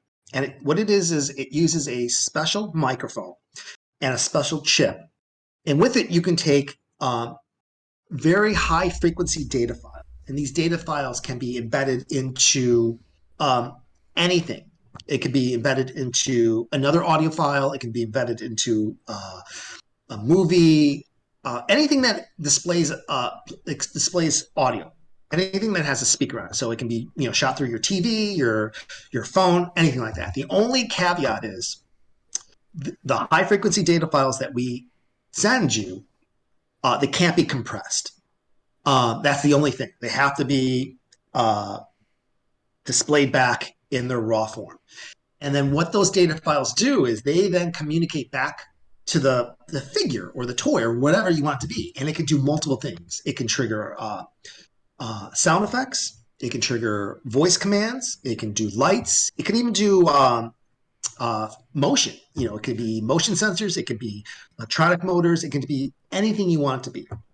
And the chip is so advanced, you can do tens of thousands of different commands. It just depends on what you want it to do. So it's really, really untapped technology that I've known about forever, and I've never seen anybody use it. So I thought it'd be a great idea. Like, let's put it into KI. Let's put it into the Jago figure from the standpoint that like we embedded into the game. And a lot of people didn't understand this. They always thought like, oh, anytime a Jago appears, my figure's going to go off, and that's not how it works. It's really sophisticated. It's simple but very sophisticated. Mm-hmm. The audio only plays if you pick your Jago. So if you're doing a mirror match and you have your Jago and I have my Jago, we're playing a mirror match in the Mm-hmm. game, and you have the Sound Link, figure. If I do a move that normally would make the figure light up or make a sound effect, it won't do it. It only does it when you do it, and that is really how advanced the technology can be. I don't think I've ever really talked about this. So the next game that we were also working on with Microsoft was Fable. I don't know Mm-hmm. if anybody knows that. And we were going to. I was actually, what was the studio called? The one that shut down. Lionheart? Was it Lion something? I Um, think so. Chat, can you guys confirm with yeah, the that with Fable game us? that was the Fable game that was killed like 3 months before it was about to come out, or 4 months. I can't remember the team name, but they were in London, or yes, in England, northern England. And we had the rights. The contract was signed. We were already working on the figures for Fable, and SoundLink was going to be deeply embedded into that game, where as you play the game for weeks and months and end, that your figure would give you clues back into the game. You can do anything. It can actually trigger a file and then hold on to it for like a week later and say, hey, you missed this area in the game, or you need to do that. It's unbelievable technology. And putting it into the game was great, but the hardest thing that I had with it was communicating it. It's really hard to talk about that type of technology in like 4 bullet points or on a Twitter feed. You almost have to like experience and see how cool it is. And it does okay with the Jago in the game, but you got to remember Jago only has like 40 moves in the game, so Mm-hmm. SoundLink doesn't really take advantage of it completely, other than the fact that it works and it works really cool. Yeah. Um, the best benefit I ever got was when it was working, and I had the first prototypes. Uh, I had so many other separate meetings afterwards with Microsoft when I was working on Fable, and then there were some talks that we were going to maybe do something with Halo. Um, and I would go to Microsoft and I would talk about SoundLink technology. And even now, maybe I'm doing a bad job of describing the technology, but what I would do is instead of like talking about it, was I would bring my Xbox, I'd play KI, I'd bring out the figure, and I would just move the figure all around the room because the range on it is huge. It's like 25 feet. It's not like people think, oh, it needs to be tethered. Like, no, it's completely wireless. Oh, what's the range? Like 3 feet. Like, no, I mean, like I have a figure in the other room and I'm doing a fireball and it's making sound effects. Yeah. I would be at Microsoft and I'd be showing it, and then the microphone on it was so sophisticated. Like, I would take my phone and play music and put it on top of the figure, and like other ambient noises that are in your house won't affect it. So I would like put the speaker of my phone on the Shadow Jago figure, play music, and I do moves, and it would still work. And I can't tell you how cool it was. Like, I'd be showing it to like one of the Microsoft teams, and be like, "Hold on a second, let me get another team in here to see this." Like, everyone thought the technology was amazing, but nobody could really wrap their head around how to implement it Yeah. for their game. Because we also were going to put it. We when we were working on the Recore as well, we were going to put it in Recore as well. Um, so that was the hardest second figure, was the SoundLink Shadow Jago figure, just because it works perfect. It's great. It's still in its, I believe, in its infancy stage, and I would love the chance again to work on that technology. I believe it could be the next Toys to Life. Like a Skylander brand where you can have it do so many things. Lights, sounds, audio. You know, let you know when you're close to a hidden level or a weapon you need advanced or mechanical movement. It's really cool. It's really cool technology. And I'm glad that I was able to work on it. It got into KI. It's still in KI. All Yeah. those data files I mean, hopefully yours still works. Yeah, mine actually um, still works. awesome, But make sure awesome. if you guys actually have these figures, make sure you guys take the batteries out because acid will get in it, and if it does, Oh yeah, it's a big mess, a yeah, really yeah. Be big careful, mess. Yeah, so careful. you and we discussed this before. Like only almost 200 of these were only made. Yeah, So and if that was real, and I blame that really on myself.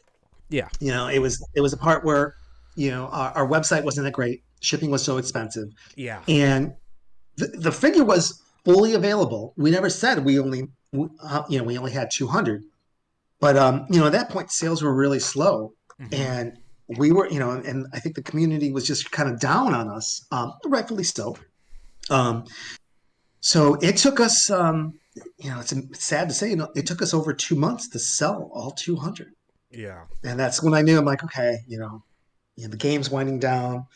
We didn't do that great of a job on the figures, that we're not getting the support uh, for to make more of them. We could have made more, and the same thing with the spinal yeah. dioramas. I think That thing is gorgeous. the spinal was like a really big impact Yeah, because yeah, yeah. it's still to this day I'm still getting bugged about spinal. I'm still getting bugged about it. I'm like, look, it's I have one in my. I actually, you actually gave me three of them. One I gave away, and two I hanged on to. But then Awesome. I actually gave one of them away to a really good supporter to my stream because he's been That's subbing great. to me for at least almost 3 years now, and Right on. it's rightfully in his living room. So Chris, Awesome. thank you. You deserve it, buddy. You're Ho- welcome. I wish I could have done more. That figure is so awesome. The spinal figure came out great. I mean, Jesus Christ, to make a yeah, skeleton articulate is it's really hard. It's really hard. And the detail on him is awesome. Yeah, I So was awesome. shocked about the detail. Like I'm just like having him in the palm of my hand. I'm just going, and nobody's buying this. But then again, we also had the refer to friend. If you The refer refer to so friend, we spent a lot of time coming up with that idea, trying to internally market it. And yeah, how it was buy a figure, and then if you refer up to 10 people to buy a figure, you would get it. Was it for free? I think it was for free or I think it half was. off. I can't remember. I think it was for half off if I remember Half correctly. off or something like that. And I worked with another team at Create, a marketing team that didn't work with me originally. That was, they were on the marketing team for like Coca-Cola or McDonald's. I can't remember. And they helped come up with that idea. And we thought it was a really good idea. Maybe it was a little hard to understand because I got a lot of people asking, like, I don't understand what the fur friend is. And I would have to re-explain it. And then they're like, okay, I Yeah, get it. And the one person that just uh, was able to jerry rig it and just figure it out was K0. yeah, And that guy's a machine. He created 10 separate accounts, bought 10 figures, and he was, I think, one of the first ones to actually do it, that got it.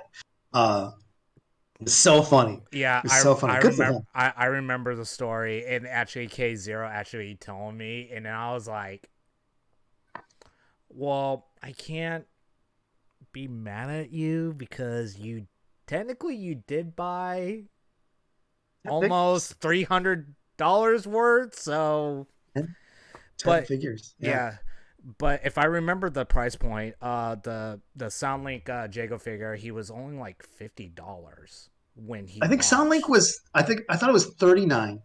And then I think Spinal was 49. I think.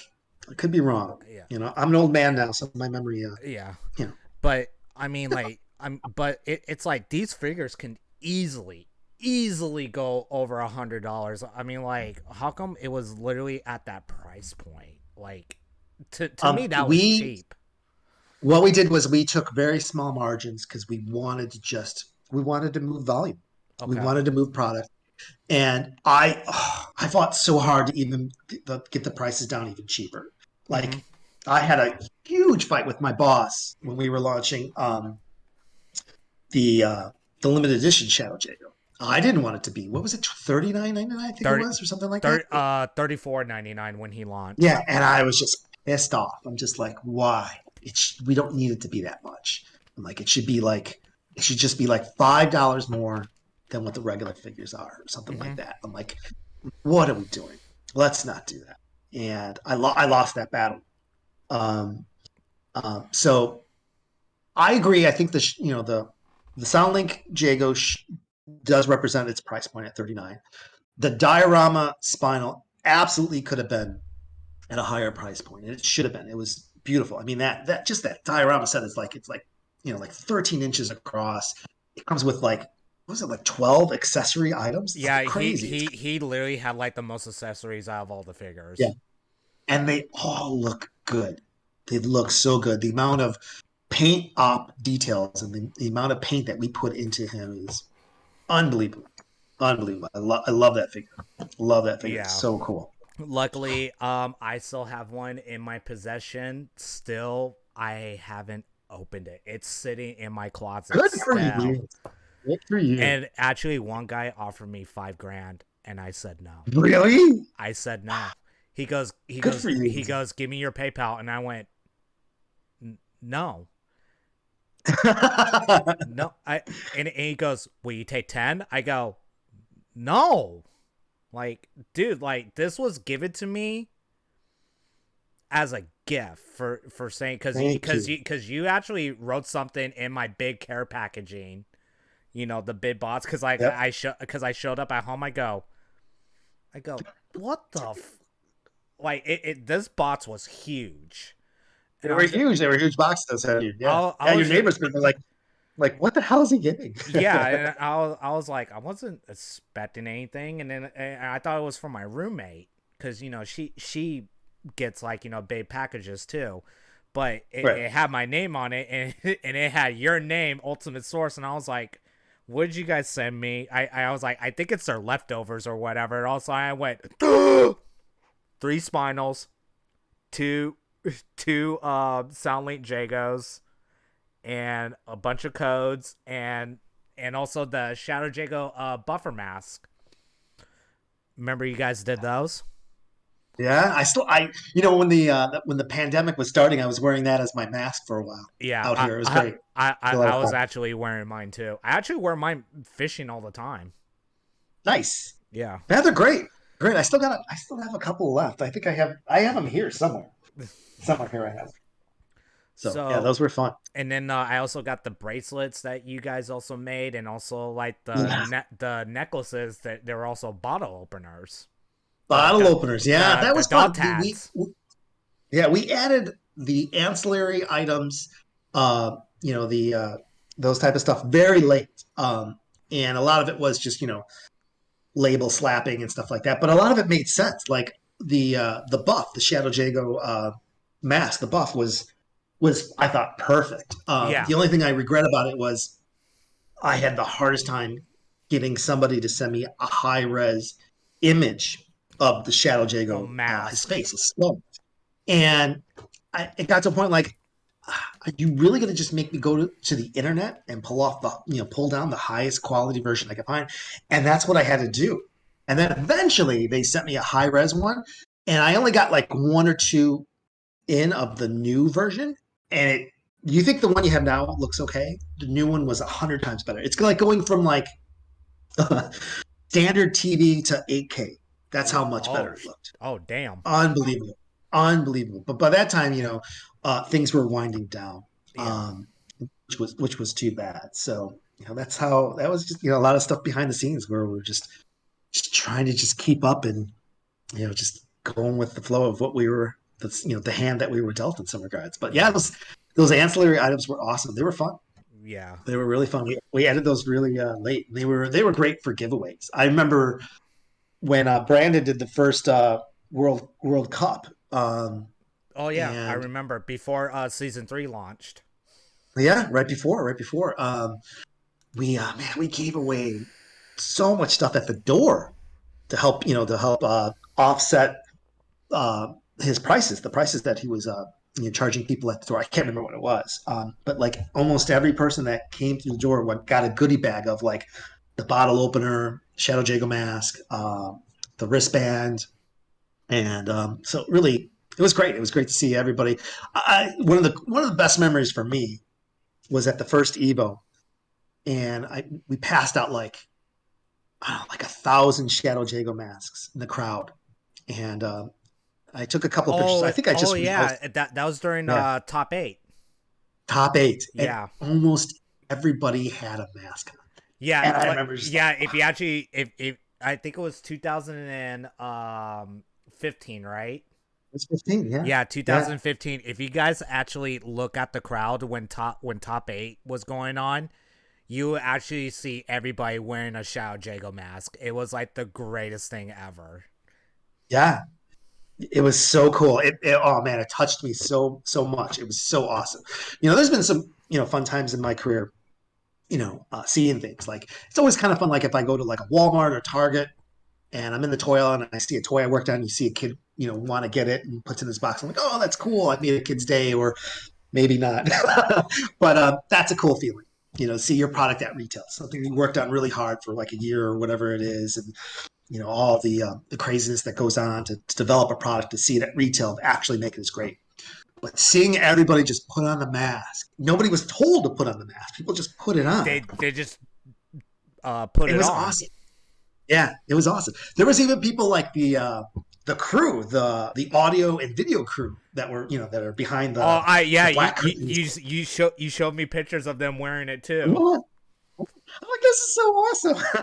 And these guys It was don't good. even play KI. They're just there. Right, They're right. like, "Oh, I like watching KI, but I don't play it." But Yeah, them actually wearing it was like yeah. gold. It was My golden. one of my best friend back home. He he still wears it. He wears it as like like a do rag. It's awesome, and he it still holds up. He loves it.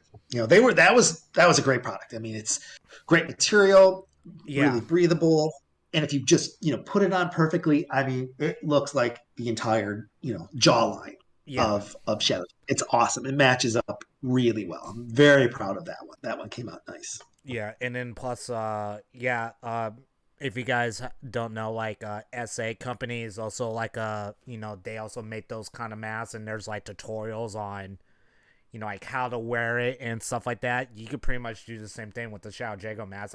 They're pretty much the same material, and it's Yeah, the same length, pretty yeah. much. There's like eight different ways you can like tie it and wear it and stuff like that. Yeah, It's really cool.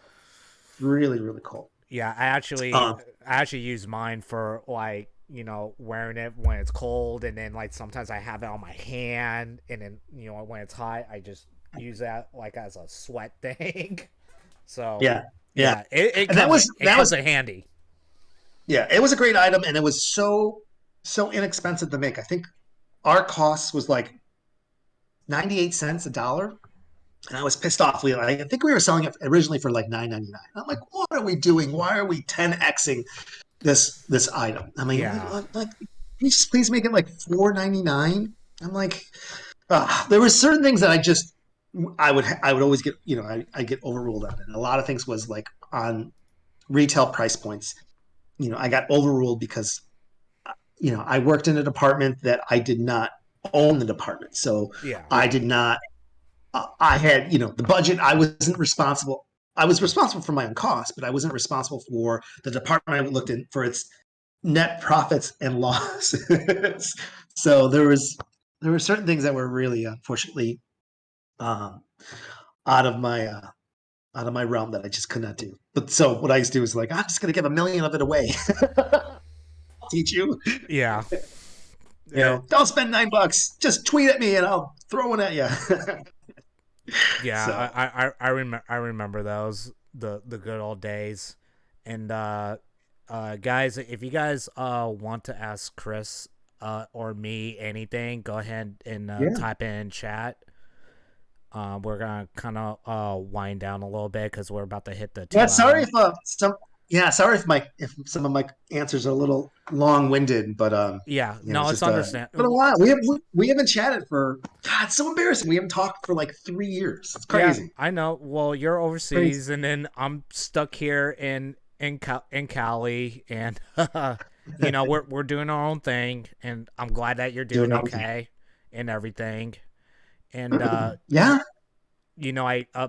honestly, a big thank you to you because honestly, like if it wasn't for you, me as not only as a player, but now a streamer, you kind of help like launch me, and it's it. I couldn't ask for a better person to launch my career. Can't ask for a better. Yeah, thank you, man. Thanks, Maddie. I mean, that's awesome. And again, you know, the company, I absolutely appreciate everything you've done. I'm, glad that we have this great partnership. But more than anything, I consider you, a good friend. And if there's anything you ever need with regards of your streams or Hmm. anything else in your career you ever need, I'm, you have the hustle that, man, you can do anything. I really believe that you can do anything in the career that you want to do. That's what I always look for. I look for people that are good people that are good to the community, and then just that have a drive, that have a hustle. And if they even if they don't know like how to do like 8 or 9 things, but they have the will and the energy to like want to and learn. That's all I look for in Yeah. working with people.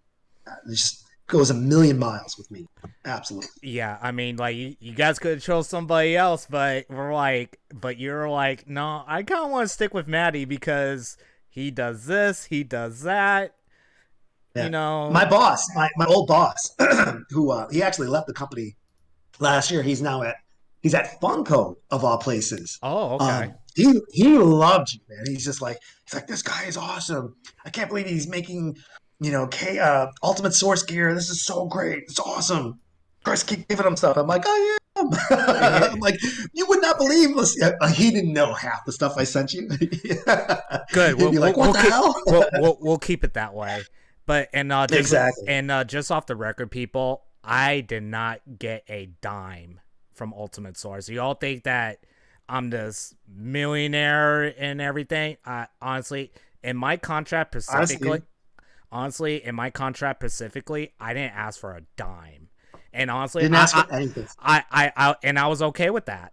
I was okay with that. Not So only did you not ask for money, you spent all your money originally buying the figure at full retail price. at first, Unbelievable. actually, crazy story. I didn't. There was only the figures that I bought for retail. They were for me. But the massive, like the Yeah. bundle that I bought was when Maximilian had a code, or you're just like, here's the holiday sale, and that's when I just buy them in bulk. Like There you go. I think shit. I think I bought like 30 figures one time. Bought a lot. Bought a lot. Then I I was getting bought pissed at you. I I was getting so pissy. I'm like, stop spending your goddamn money. I was getting well so mad at you. I didn't know at the time, and then me and you finally sat down and talked, and you're like, Maddie, if you're willing to do this, we'll work with you. And I was like, Yeah. and then you gave me well, it wasn't a piece of paper, it was actually like a digital thing, and I put my name on it, and I said virtual handshake, and I said you got your deal. So Awesome. somebody asked in Speaking of Maximilian, look what I got. oh yeah, yeah, oh yeah, you guys launched that too, the God, what's his name? Matt's dog. I keep forgetting. Hey, Benny. Benny. Yeah, you guys helped make the Benny plush. I remember That's that. right. Yeah. We actually put a little secret in there. If you look at the I don't know if anybody ever caught it. If you look at the tag, and you look at the item number, we ended the number. I get to pick what item numbers the numbers would be. I Mm-hmm. ended it at 420. I don't know if anybody ever noticed that. So it had to start with a one. If it didn't start with a one, I was going to make it 69 420 because I know Max always is always doing goofy stuff like that. So Yeah. I couldn't do that, but it's got the 420 on there. Nice. Yeah. So somebody in chat asked, what was the reason for moving to Thailand? If you want to answer that. Are you still there? Yeah, Uh-oh. yeah, I'm still Okay, I here. lost you for a second. Oh, Okay, okay. I lost you. Your Somebody. audio is getting a little choppy. Yeah, I know. Somebody asked in chat. What was the reason for going to Thailand? Oh, that's a great reason. So I don't know if you guys know. So I hate saying the word because it's weird. I kind of retired. Okay. Um, so it was 2018, and I just kind of got burnt out. I got burnt out of just working. I got burnt out of Chicago. I got sick of winters. Kind of got bored of America, Okay. and I've been very blessed, very lucky. I've worked really, really hard, and on the side I have rental properties. I have real estate, and I just decided like I'm still kind of young enough that I can start and stop and do other things. So I decided like what I'm gonna go live there. It wasn't my first choice. My first choice would be Hong Kong, but Hong Kong is so expensive. I can't live there. It's just so Okay. expensive. And now Hong Kong really isn't Hong Kong anymore with what's happening with China. But I've been coming to Thailand for almost 10 years, and I love it. It's the people are amazing. The culture's great. The weather is hot. Yeah. um, it's cheap to live here. It's there's so much to do. I live in the biggest city. I live in Bangkok, and there's just it's an awesome city. It's really awesome. It's super modern. A lot of people don't. When I say I live in Thailand, a lot of people I'm like, oh, you live in a third world country, and I'm like, no, I'm like Thailand is pretty crazy modern. Some of the buildings that they have, like my condo. I'm actually renting a really nice condo here, and when people say, oh, you live in a third world country, and I always say my condo has a helipad. So, if someone rich enough wants to live here, they can land their helicopter on the roof. I'm like, I wouldn't consider that a third world country. That's their daily commute to come home is in I've a helicopter. yeah, I've seen the pictures, guys. I've seen the pictures, and then Chris is like, "You need to get your butt over here and spend a whole It's week, awesome. like a It's whole so week to like beautiful. a month with me." I'm like, I Yeah. could try. Yeah. So yeah. And it's just like almost everybody speaks English, so that part is really easy. It's easy to get around, understand some things. So sometimes I'll go into like a smaller town area and their English isn't very good, but honestly, I mean, as long as you know how to point click of like what you want to eat or where you want to go, I've never had an issue. I've never had a situation where I'm like, oh my god, I'm trapped or I can't get home or I'm in a situation where I can't get myself out of. The other thing I really like about Thailand is it's unbelievably safe. It's one of the safest countries in the world. I've never been in a situation where I felt like, oh, I feel uncomfortable, I feel weird, or since I'm a minority or anything like that. The people are amazing. So nice. It's awesome. So that's another standpoint. And initially, when I came out here, I thought I was going to do and I do it. I do. I'm not fully retired by all means because I tried to do that. I don't know if I told you, Manny. Like, Hmm. I'm like, I'm done. I'm taking a break forever. That's it. And that lasted like a month, and I got bored. I'm like, how many games do I have to beat before I get used to this? Because like I Oh, the fun. I mean, audio. I split it into like 8 or 9. I get up and I go for a swim. My condo is amazing. It has like a full gym, condo, sauna, steam room.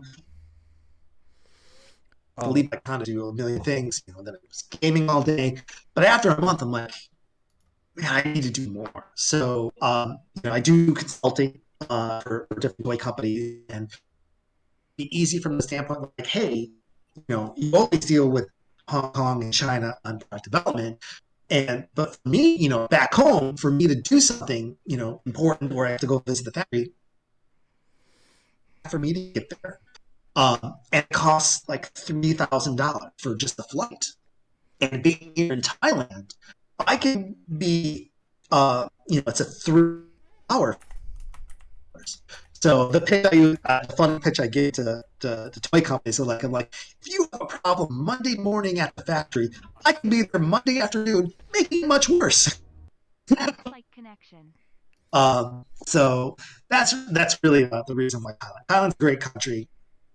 There's so much to do here. It's a lot of fun. I'm having a blast. Okay. Chris, let me refresh this Discord really quick. So I'm gonna call you back because we were getting some audio difficulties with Yeah. you. So Okay. just give me a quick second here. Sorry, you guys. I did catch it. Just let me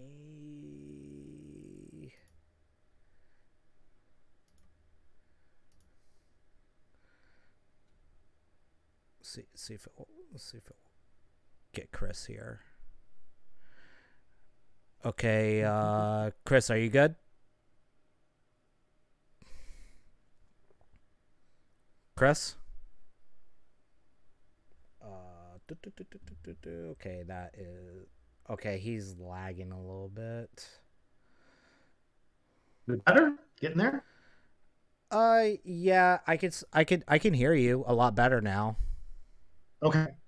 I can tell you, like for the first 2 hours, on my end, it was great. It's amazing to think that we're able to do this at Okay, yeah, 9,000 miles away. the audio is kind of being stupid right now. Hold on. Let me restart Discord on my Yeah, end. no problem. Okay. Yeah, sorry about that, you guys. Like Chris is like literally overseas and I do apologize for that.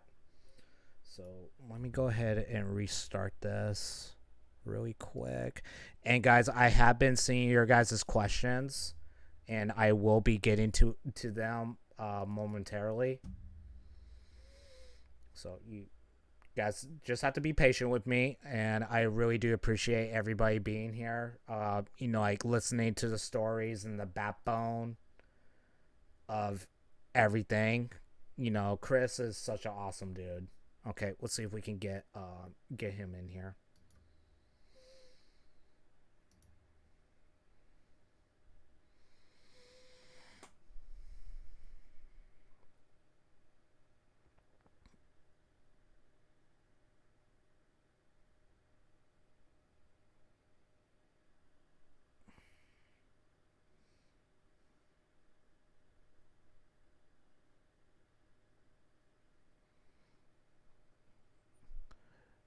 Yeah, I've actually been sipping on a little stuff, but it's just that I don't want to get too drunk right now because of this. So okay,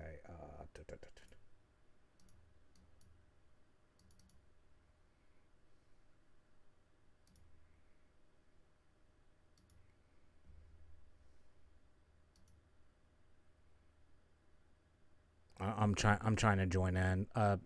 Sit tight with me, you guys.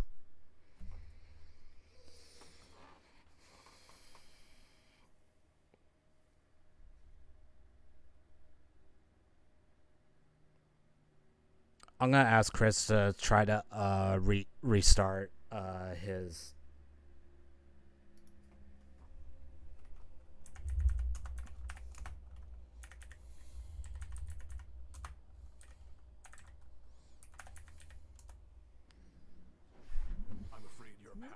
And also, shout outs to like all the subscribers and stuff like that, and for the gifted resubs. And I had no idea that we had a hype train going. Thank you guys, I really do appreciate it.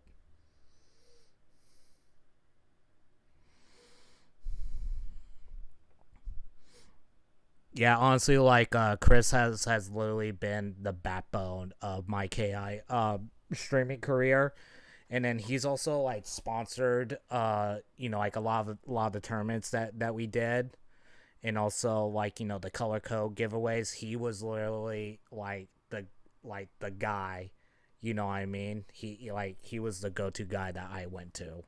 So if it wasn't for him, I wouldn't be doing what I'm doing. So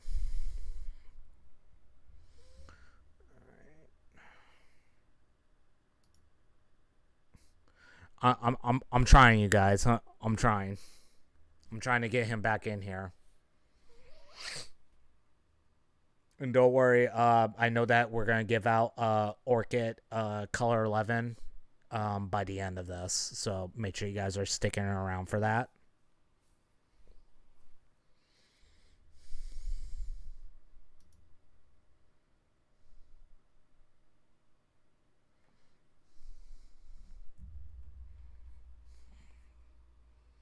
Maybe if I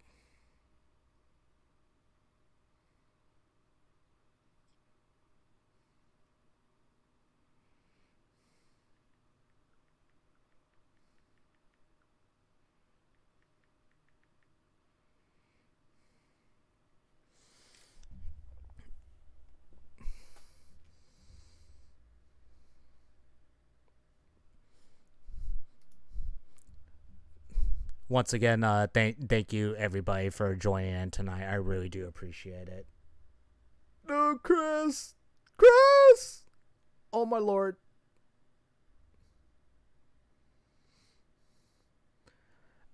Guys, let me take like a little quick short break, and then we're gonna be back. I've seen all the questions that you guys have posted in chat, and we're gonna try to answer them the best way we can. Yeah, he's restarting. We're gonna take a short break, and I'll be right back, you guys.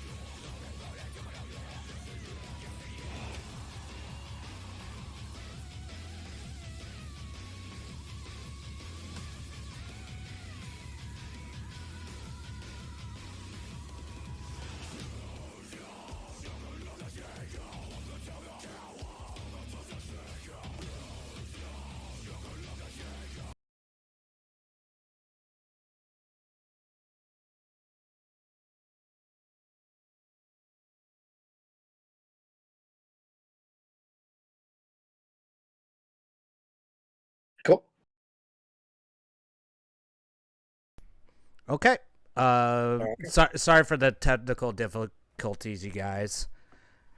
So yeah, Chris was saying that Thailand is literally not a third world country. It's actually a really good place to live at. Yep. So yeah, it's a blast. I mean, the culture is awesome. The people are great. The weather is amazing if you like hot. Yeah. With a side of hot. Um, yeah, and it's inexpensive. It's easy to just get around and do anything. I don't own a car. I don't really need to. We don't have Uber anymore. We have Grab, which is just like Uber. So it's easy to, Uber anywhere throughout Grab anywhere, get a car, taxi, public transportation is super easy. Yeah, it's great. It's really, really great. I can't believe I've been here 3 years already. Nice. It's unbelievable. It's gone by so fast. Yeah. So I did see another question. I have been paying attention. Flash and Alex V. This is almost kind of like almost the same question.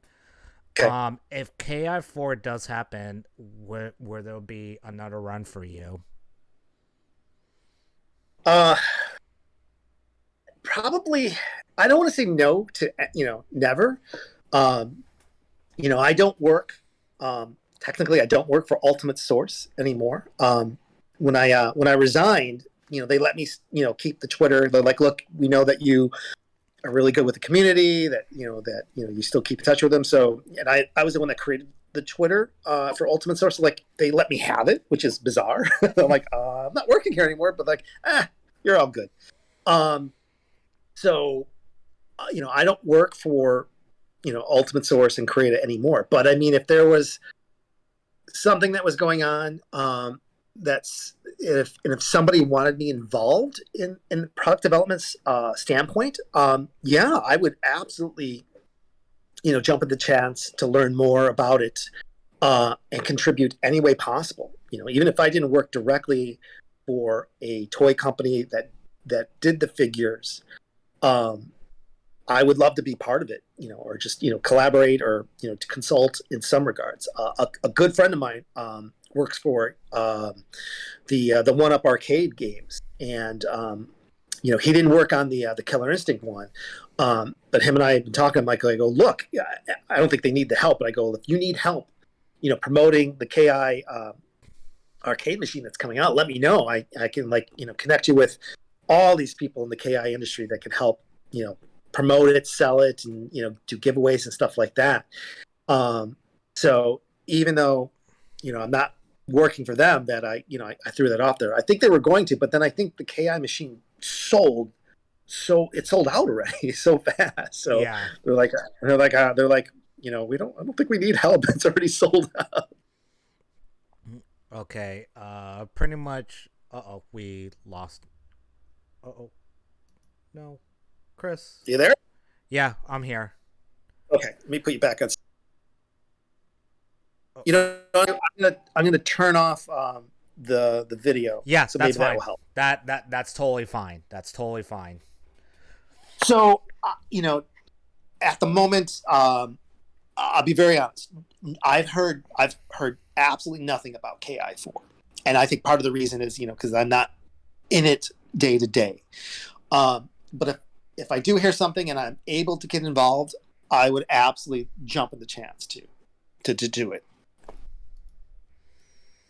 Yeah, pretty much like if KI4 does happen, we hope to hopefully see you in the project, because like literally everybody is asking, like, I hope Chris comes back for the Nets opportunity chance, pretty much. Oh, thank you. Because a lot of people are like, especially Alex V and Flash, they're like, can't do this without him. So, still a lot of supporters here in chat. Oh, Awesome. This one was actually a really good question. I just saw that. Okay. Yeah, DJ Matt Bishop put, how many Orchid figures were made? Was it just the one prototype? Just the one prototype. Just the one. Okay. All the Wave 2 figures were only prototypes.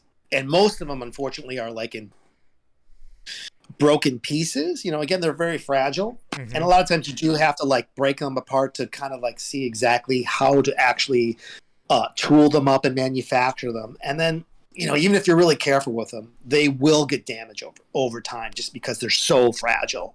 Even if you even if you baby the shit out of them, I mean, you'd have to put it in a sealed case and pray to God nothing happens. The paint will chip off real easy, even by the secretion, sweat from your hands over time can like make the paint dry because it's handmade sample.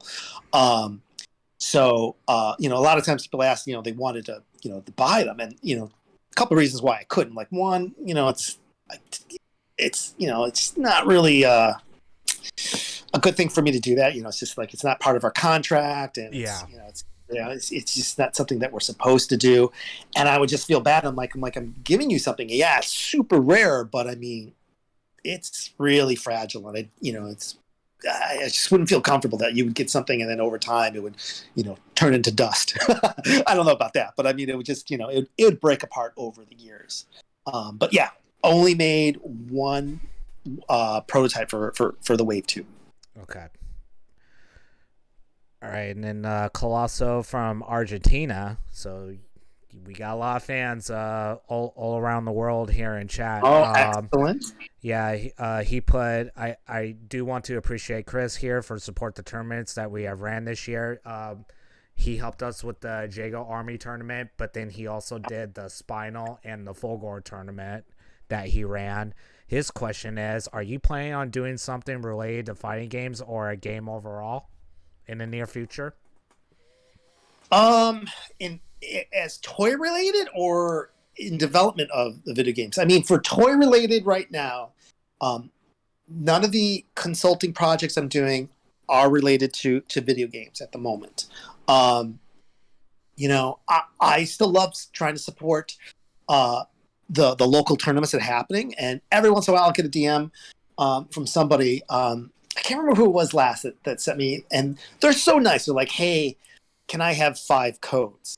And I always then give them 50. I'm like, I'm bad at math, so I couldn't count to 5, so here's 50. Yeah. And I love to get their reaction because they're like, oh my God, thank you so much. That's amazing. I really appreciate it, stuff like that.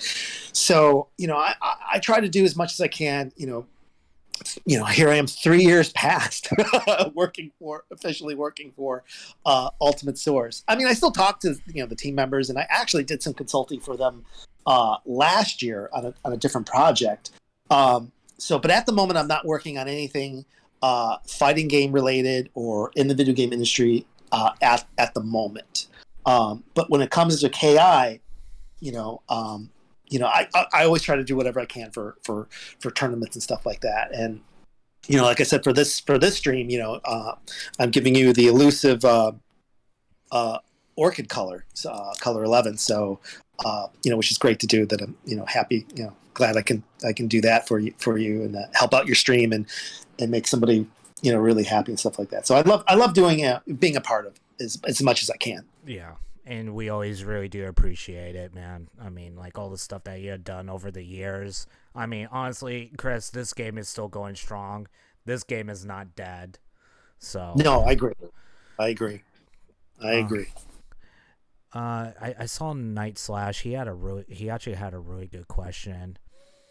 Pretty much when you guys were making the figures, Night Slash asked, did you already plan what was gonna happen? What was gonna be Wave 3 for the statues? That's a great question. It's such an awesome question. If it was made, definitely not made. I had some crazy ideas. I won't say you guys can tell me if they were awesome.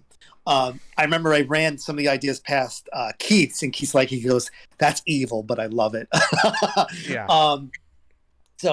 Actually, a funny story is Hisako wasn't even supposed to happen in Wave 1. Yeah. I didn't even know if I was going to put Hisako in Wave 2.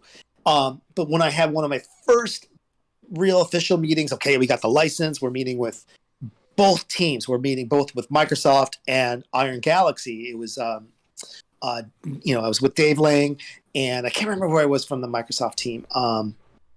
And we were talking about who do we put, and I originally I think I had Orchid in Wave 1, and it was Dave Lang that said, he goes, no, Orchid is going to be around. That's great. But he goes, there's such hype around Hisako. He goes, you got to put her in. The amount of just how that character's trending from how how people love it and have been sending us their own art style designs of it. Like, you got to put in a Sako. And I'm like, oh, okay. Sako's in wave 2. But for wave 3, what I wanted to do, and this is, you could probably think this is where there's 2 characters that I wanted to do. The one that I absolutely want to put in there is I wanted to do, Glacius, because I thought once we nailed down how cool the translucent plastic and colors looked for the Cinder figure, Mhm. I thought we can absolutely do Glacius Glacius. really well. Yeah. And then I wanted to do something that probably was surprising. I wanted to do Omen. But Yeah. with Omen in his base, I didn't want to make him articulate. I wanted to run very thin fiber optic cables through him and then have him light up. So he would like have that crazy light up glow that he has in game. And we could have achieved that through very thin piping of fiber optic lighting. And I thought that would have been really, really cool. And then another idea it has is I really wanted to do Argonos. But I wanted to do him differently because I know Argonos is such a big character. Mm-hmm. What I wanted to do was for the wave 3, and if there was going to be a wave 4, if you bought a wave 3 character, a piece of Argonos would come with it. So you would have to buy all the characters in wave 3 and wave 4 to then get all the parts of Argonos to put him together. Wow. And I thought that would have been really cool, different. So, like, because I don't think, nobody really, it's not a big tournament run player with Argonos. He's, I never, almost hardly ever run into him in lobbies and see him being played. But he's a cool looking character. And I don't, so from a retail standpoint, I don't think if I made just a standalone figure that we'd get a lot of traction. But I think if you put pieces of him together by buying the other figures, I thought that would have been awesome. And I remember mentioning that to Keith, and Keith's like, he goes, that's evil, and I love it. I'm like, yeah. Awesome. But you know who's actually doing that idea right now are the Dragon Ball figures. Like if you buy a certain Dragon Ball figure, there's pieces that you can either put. I think it's like you put Shinron together or you put Brawly together, something like that. So like, man, you are way ahead of your time. Well, I am in the future. Yeah, you are. 14 hours ahead of you. I'm in the future. Yeah. Jesus, man. It all comes down from, like I said, I've been working in the toy industry for many years. But the thing I think that helps me, used to help me a lot, is that you just got to be passionate. And I love toys. I love, product development. I love that stuff. So as much as it's my job, it's also, I'm really blessed. It's my passion. It's just something that I've just been very, very fortunate about. And so I feel like sometimes it gives me a close connection to that brand and that community and so forth. Yeah. Yeah, pretty much like, that's why I did it. And you guys pretty much like gave me the idea and I just pretty much ran with it, Awesome. And we were just passionate about like, just giving back to the community, because honestly, like if it wasn't for the community, like I wouldn't be playing KI, Sure. what I mean? Because like, like everybody in this community is literally like open arms, I don't know if you haven't seen it yet, Chris, but like we're literally having tournaments like it seems like every day now. Yeah, I see him. Okay. Yeah, absolutely. Yeah, I stay hidden a lot, but I pop up every once in a while. I try to keep as active as I can, and there's every once in a while like a lot of times I don't tweet a lot because there's not a lot for us to, for me to talk about, but I'll do a retweet and stuff like that. Or every once in a while, I'll do something silly that's try to be related to KI. But every once in a while, I'll respond to somebody like, oh, you saw that? I'm like, yeah. I'm like, why are you stalking me? So honestly, when I got the fall back from you, I was like kind of shocked. I was like, I got really? I was like a fangirl.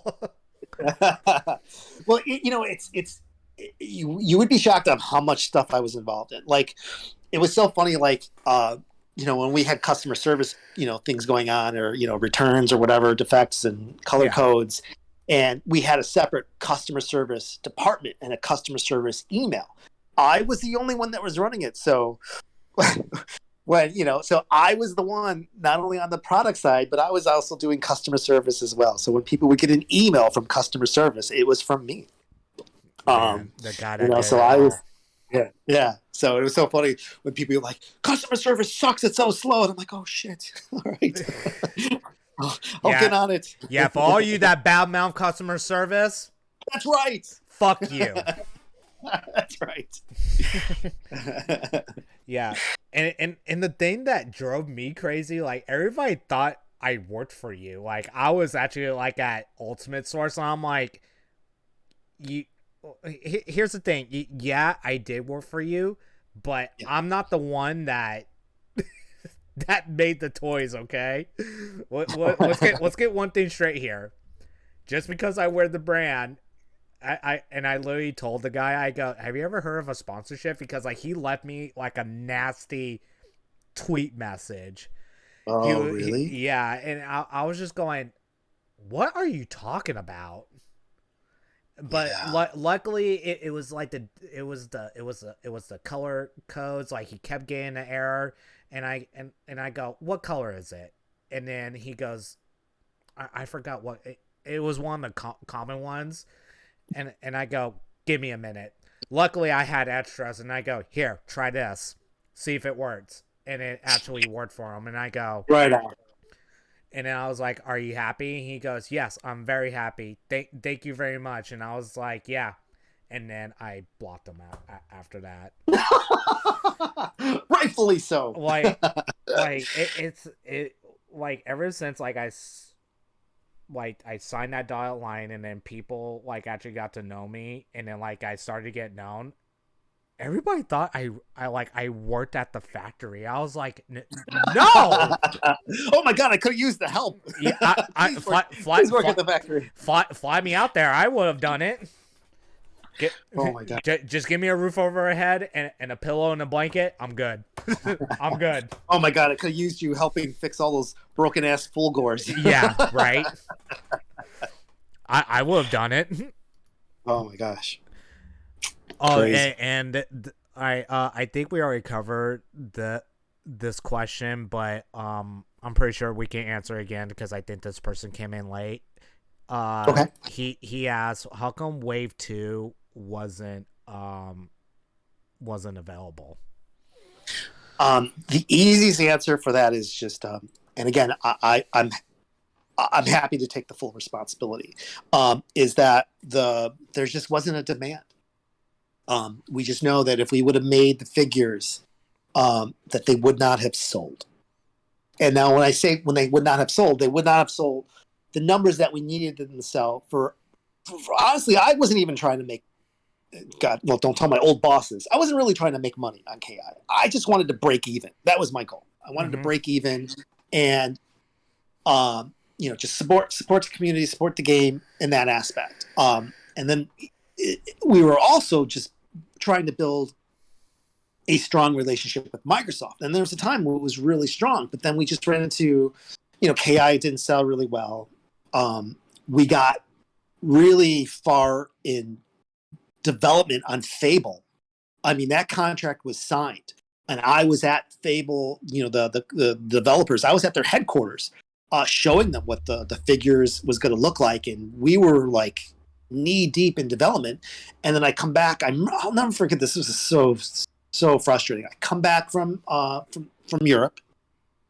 I'm in the elevator, and like 3 hours before I go to work, that's when Microsoft said we're shutting down the Fable studio. The game is not coming out, and I'm just like, what? It's like it was the most shocking thing. I'm like, we just signed a contract. We just sent you. I'm not going to tell you the amount, but we sent you like 6 figures, and I've had a team of like 12 people working on this product, working on Fable stuff for like months already. I can't even tell you the amount of hundreds of man hours that we've already spent. We were about another 6 weeks away from prototypes and do an official announcement. and everybody, well, not only I shouldn't complain. 200 people plus people lost their jobs. Yeah. So I can't. It's silly for me to be a little crybaby bitch about I didn't work on Fable when 200 talented plus people got blindsided way worse than I did, and were without a job, and it was just crazy. It was coming to a close with the relationship with Microsoft. Not a bad one, but just like everything that we started working on just didn't turn out well. And I remember I was going to work that morning when the announcement came, and I got me getting trapped with bosses. I got trapped in the elevator with the owner's daughter, and she ran the whole digital side. And she's a nice lady, really, really nice lady. The family that owns Krita, they're from Australia. Mm-hmm.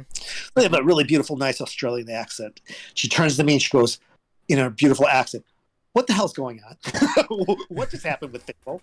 And I'm just like, "Oh my god, can I get off on the second floor? How do I open up these elevators and get me out of here?" And I'm like, I had no answer other than like, I don't know what's going on. She's like, I want our money back. And I go, absolutely, you deserve your money back. I'm like, and they did. They gave us the money back and everything like that. And then even with like development with Recore, we were excited about Recore, but then the development of that game was just brutal. I mean, just man, I got horror stories about that. So yeah, it was just the way things were. It's unfortunate, but no regrets. Yeah, I mean, like, it was a pretty good, run, and honestly, like, I was really looking forward to Wave 2, but, me and you had that long, hour talk about Wave 2, because, like, I was blowing it up, but I just didn't, honestly, like, I didn't know what was going on. Yeah. And stuff like that. And part of it is my fault too. Because when I saw the color 10 codes and Orchid color 11, I was like, shit, this is a fucking tease. Like me, I didn't know better at the time. And I'm just like, holy shit. And like, I just started blowing it up. Yeah. It was a tough time. I mean, it was a great time, but it was a tough time. I've never been. Look, I've worked on lots of products that go into early development, and I've worked on prototypes that never came out. But this is one where it really hurt, because I really wanted to really just succeed with the community and really just continue to go. And it's crazy how rumors start. I did get some nasty stuff where people thought like, "Oh, you guys just let us on. It was never going to happen." And I'm like, none of that is true. We always went in with the best intentions to keep going. But the single most number one reason why Wave 2 didn't happen is because we just knew they would not sell, and I was already bleeding money. I can't off the top of my head tell you how much we lost. It's a lot. I'm happy that I didn't I didn't lose my job because of it. My department took a big hit. Yeah. And and again, I the only person I want to blame is myself, for it. But it was still a lot of fun. We still got some stuff out there, and we got to really do cool things with the community. And we did even in the early days we did great make affiliate links, and just just got to work with a lot of great people, and we we didn't play favorites. We worked with some of the big boys. I think the biggest affiliate we worked with was Maximilian. Down to people that were just only had like a couple hundred people that would join the stream, and I didn't care. I just wanted to work with someone that was passionate about the game and that loved the game, and that was cool. That was my whole thing. I'm like, if you're a nice guy and you're cool and you show the support and you're great to your community, I want to work with you. Why not? Yeah, Maximilian was such a cool guy to work with, and in fact, I actually got to talk to him for like 30 minutes, which was really, really cool, because like he actually heard what I was doing, Oh, we And did. yeah, and he thought it was really really cool. And he was like, I come in, I from a small streamer, and then now you're actually going to tournaments and people are actually, I recognizing you. He goes, Yeah. that's actually really cool. And I was Yeah. like, yeah. And I go, I actually played you in Third Stripe, Matt. He goes, you did? I go, your Alex video. He goes, he goes, Oh. he goes, you're the Dirty Kim player. Max is a great guy. Yeah, he You know, is. I mean, he's the most. I mean, honestly, he's the most wholesome, awesome guy. Anytime I can't believe people. It's great that he has an awesome community. Yeah. But and for anybody to ever say anything, even remotely like, oh, I don't like Max. I'm like, really? I'm like, Jesus, you're not going to heaven. He's like the most amazing person in the world. Exactly. And how he is outside of his streams is exactly how he is in person. I've had right. Yeah, God, he's I keep telling no people this. I'm like, how he is. He's literally the exact same freaking person that you'll Yeah. see on his streams, on his YouTube. He's literally the same person, like literally. Yeah. I mean, I love him, and him and his wife JJ. They're the greatest people. I mean, that's really how the Benny plush came about. Yeah. It's just like I'm like, more than anything, I don't think anybody was really asking for it. I just wanted to do it because I just wanted to work with him. I wanted to do something with him, and I wanted to do something that, I thought that he would like, and that his fans would love. And that toy was the #1 Amazon seller for plush when it came out. Yeah, Crazy. I remember you showed me the reports. I was like, excuse me? What? Crazy. Unbelievable. And again, I made no money on that product. My boss says I didn't break even. I lost money on it. I'm like, how did I lose money? Max bought all of them and then, sold them. And, you're like, oh, if you count people's time and, equipment, and I'm like, whatever. I had fun. Yeah. So, yeah, it's fun community.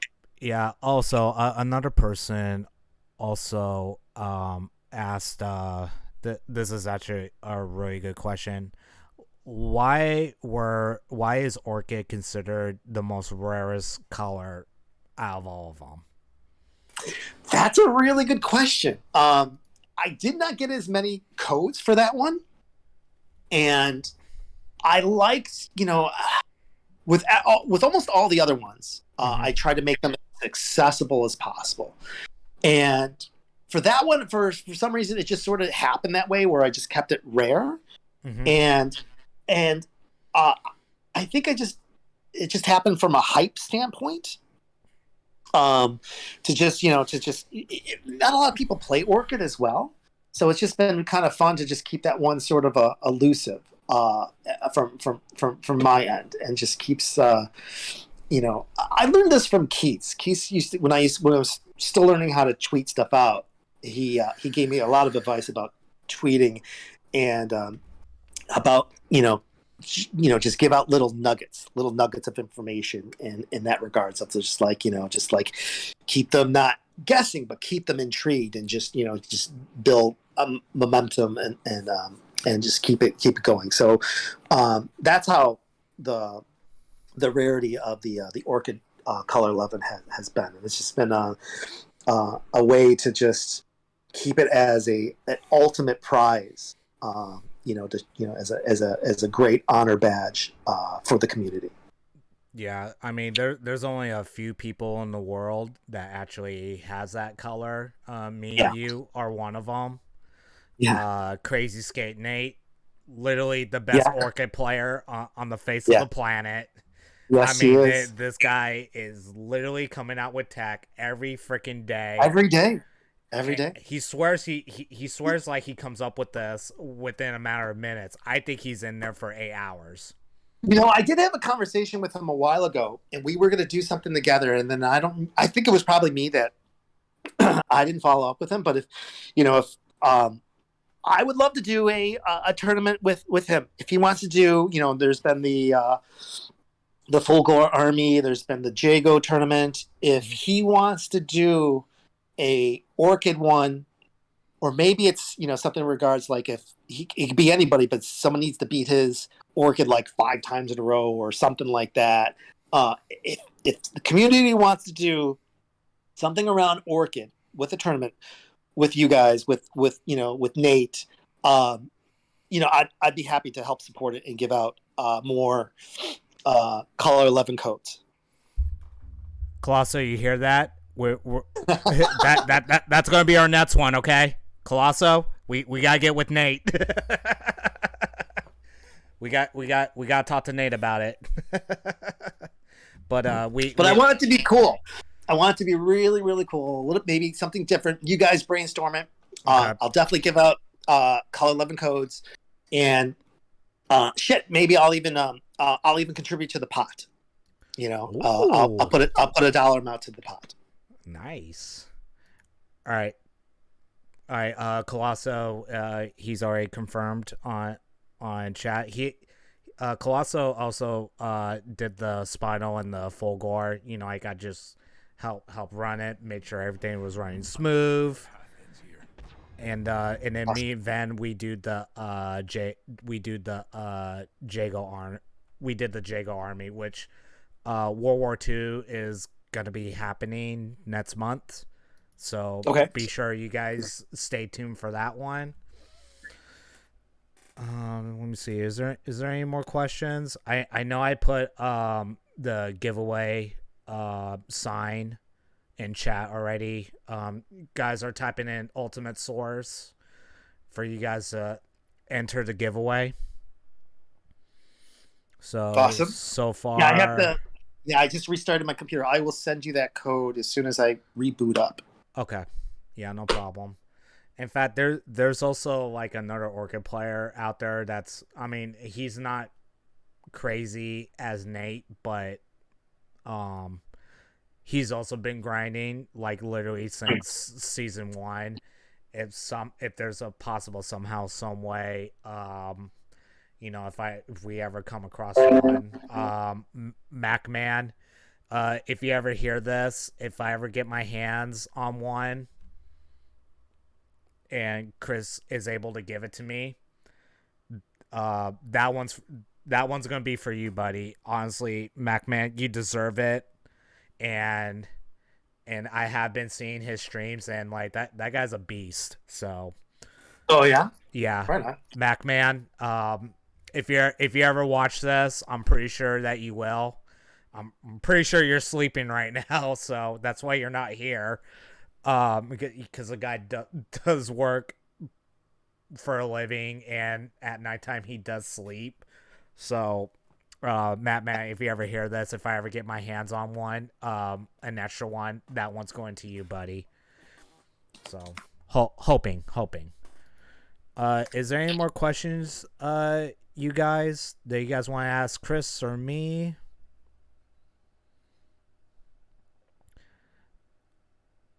We're going for 3 hours. 3 hours deep. Love it. So, DJ Matt Bishop also asked, if someone wanted to make a toy of them, would you design the prototype cost? That's a little weird for me. So I'm a big believer in helping people with regards to stuff that I've already learned.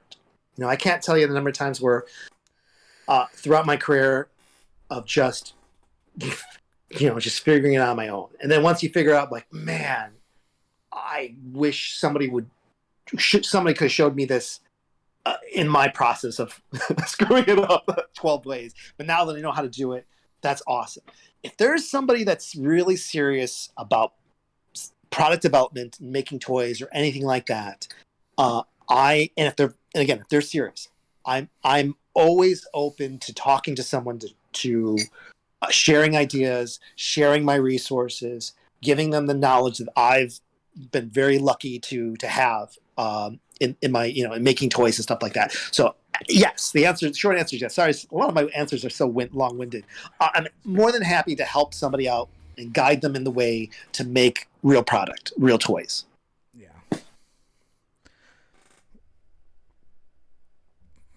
Let me see here. I'm looking through chat, but all I'm seeing is Ultimate Source because everybody wants that Orca 11. I know that's why everybody's in here, to be quite honest with you.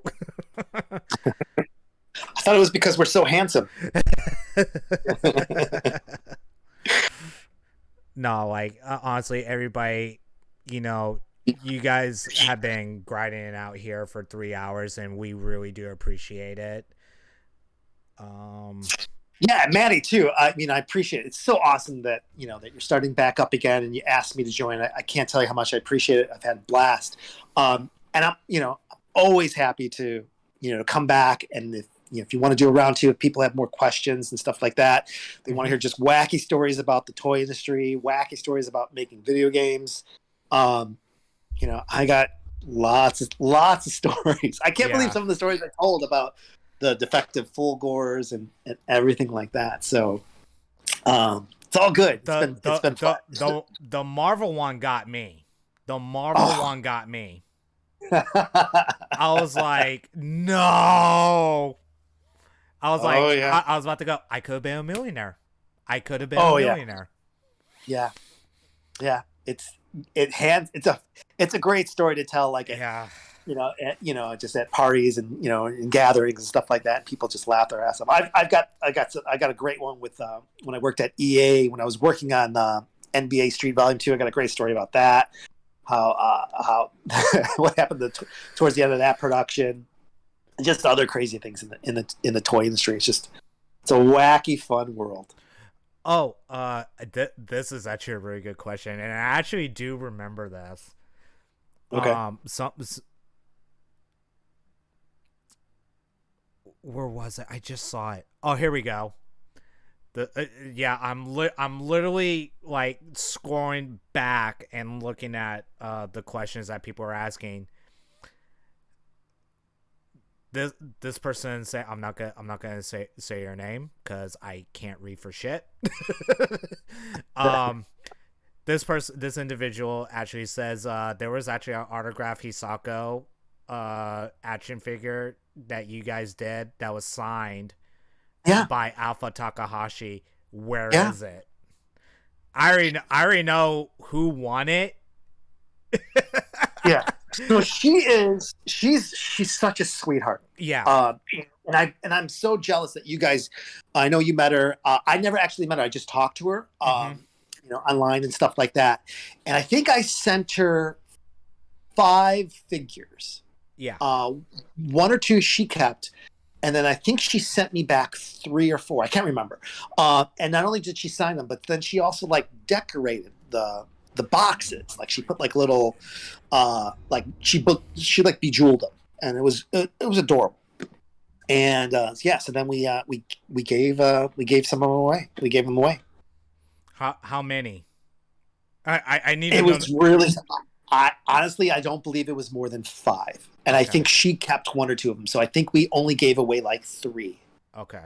Whew. It was a really long time ago. It was a very small amount. Yeah, because I was the first one to actually. I was actually smart at KI World Cup. I actually brought the bots with me. I literally because on some of the figures I haven't even opened, and Hisako was one of them. I actually took the plastic tray out, set it aside, and I folded the bots and put it in my luggage. And I flew, to San Antonio because she messaged me saying, "Are you gonna be there?" Because for those that don't know, Alpha Takahashi actually helped with pretty much all the Hisako giveaways that we did. Nice. She's a sweetheart. Yeah, she is such a sweetheart. And if you guys don't fucking believe me, I'm gonna pull up the picture right now. Yeah, I've seen the picture. She's great. Well, but I think we only did give away 3 of them. Yeah. God damn it, stupid. They're like, we need proof or it didn't happen. No, no, it did happen, bro. Okay, I'm letting you know this right now. Yeah, cause like honestly, after that was all said and done, you were the first one I sent it to. I go, hey Chris, look. Yeah, yeah, she's such a sweetheart. Yeah. Hopefully I could get her on a future show. What Oh, that would be great. what you guys think? Type in alpha if you guys want her on the show. Yep, there it is. Right on. Hopefully, yeah, she actually did sign that bots. Such a sweetheart. I actually still have it, and no, I am never giving it away. So y'all can cool your cucumber right there. So yeah, it was great doing stuff with her, and like she was awesome to work with. Yeah. So and then it was so funny how I met her too.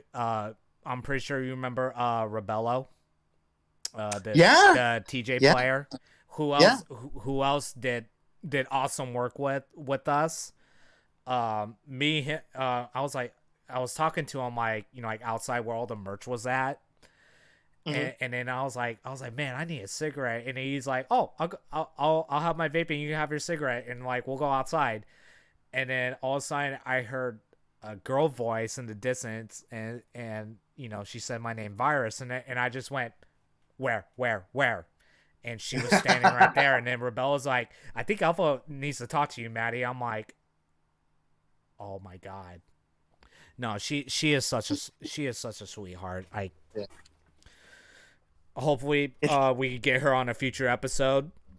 I hope That'd be great. that would be awesome. Is there any? Definitely have the camera on for her. Yes.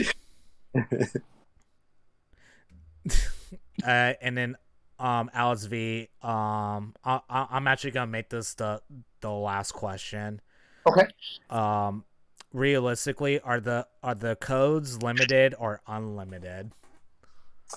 The codes, that's a yes or no answer.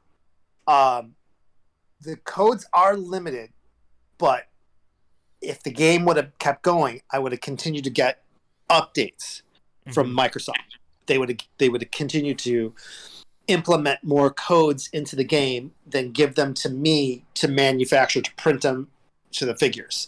So could Microsoft actually turn a switch on and just make all those colors available? Sure. Yeah. I mean, it's their game. They could do whatever they want. But the codes at the moment are limited. But eventually, like, hey, we're gonna, manufacture another 50,000 full gourds, so we need, 50,000 more codes to be added into the game and given to me, so then I can print them on the card. So they are limited. Yeah. And also, someone also asked in chat, are the figures still available to purchase? I've answered that like over 1,000 times. Chris, I'm gonna leave you with this one. Yeah, so it's really interesting. So we no longer have the license for our KI Killer Instinct Microsoft license to sell the figures ended in 2018, and towards the end, what I did was I worked really hard to get the figures out of our warehouse to other retailers, online communities, I should say e-commerce, other companies that could do a better job than me selling them online. So, and I spent my last couple of months doing that. And it's hard for me to keep track of who took them all because a lot of them went so far, so fast, that I still get surprised today when people say, oh, I'm able to buy it on this website. And I'm like, and I'm like, oh, okay, that's great. And I'm just, so I believe them. And it's true. You can still buy the figures. So you have to do a little bit of digging, but you absolutely cannot buy them from us. Our website has been down forever. Ultimate Source is not actually doing any retail product at the moment. They've been brought back into the collective of our main company, and we're doing more premium OEM type stuff. But you can find the figures through second and third party companies, which is great. I'm glad that you're still available. They're available to do that. And I did see someone just did tweet. I think it was KI for Life just said Toy Inc. Is selling them, and I know those guys, and I absolutely did sell them a ton towards the end. So it's great that you're still able to sniff around to find a few left regulars. That's great. And I know on eBay, and I'm hopefully to work out a deal with them. They are a toy company in Illinois. It's I think it's Tonki Toys. Yes, that's it. That's it. Yeah. They have a store on Amazon and on eBay. Yep. You guys can get the figures pretty much at a really good price right now. I think I saw Hisako for like $26.99, and then I saw the regular Xiao Jago for $24.99. Sometimes they do sales, and they actually do like a bundle, like grab all 5. You can grab all 5 of them for like I think they put it for like $80 off. That's a really good deal if you could get them for like all 5. That's a really good deal. So I know that company, and I know the owner of that company. I've been to their office a few times. Because they were close to us. Mm-hmm. Nice guys, really nice people. Yeah. They're legit. All right, I'm actually gonna make this the final question. I can't leave this individual out because he has also worked with us, showing great support, and this is coming from Base. The only question I have for Chris is when are you gonna hold me in your big strong arms? Oh man, Base, so good to hear from you. I come to Thailand, come visit me. I don't think, I just got back from Chicago, so I was there for 2 months. I don't think I'll be back in the States at least another year. I would love to, hang out and bullshit and just hang out with everybody, stuff like that. If there's, who knows, if there's a big event, I know the KI World Cup is coming up and stuff like that. Maybe I'll come out for that. If it's got a big turnout, but doors so open here in Thailand. Now that you can travel here, you don't have to quarantine or anything like that. I miss you. I miss him. Yeah, Ken's a great guy. Yeah, great guy. Ken's a really cool guy. I remember the first time I met Evo. Literally, the words that came out of his mouth was, "It's finally good to meet you." Yeah, and I kind of went, "Oh."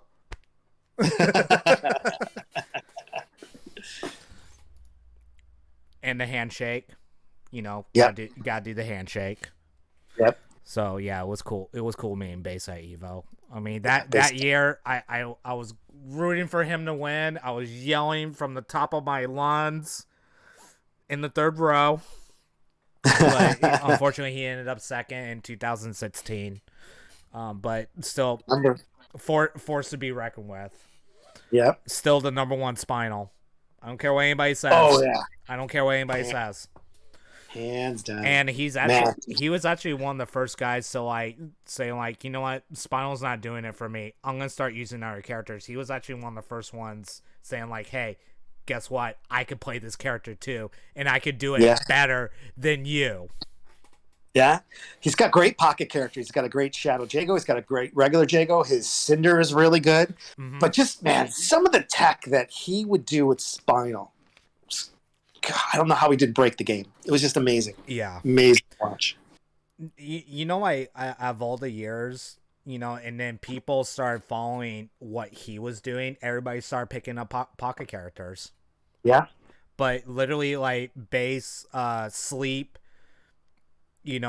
those were the original guys that did it. Yeah.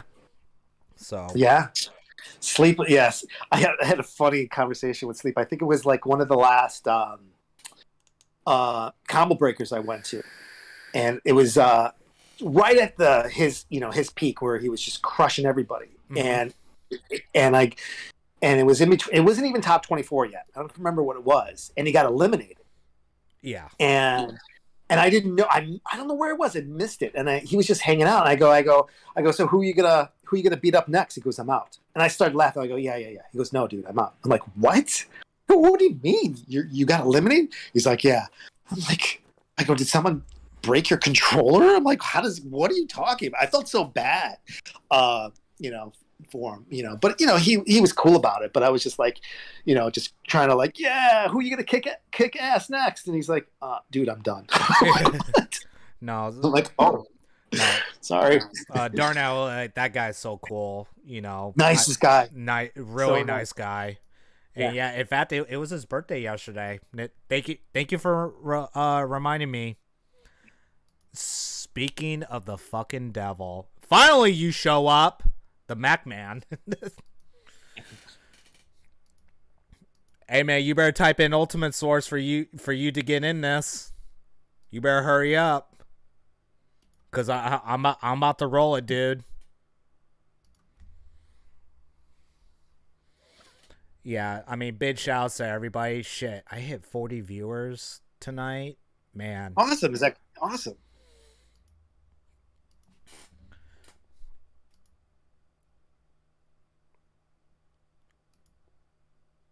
Well, the 3 hours went by fast. Yeah, Very fast. 3 hours went by really fast. And like Chris, thank you for spending time with me.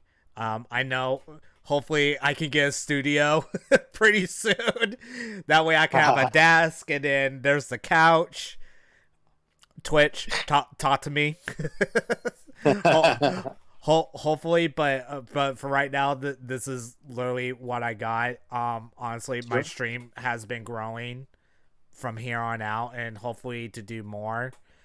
And in fact, I actually do have a tease for my next guest in 2 weeks. It's already been confirmed. I want to kick off season 2 of Talking Your Instinct with a bang, and there was no other better person.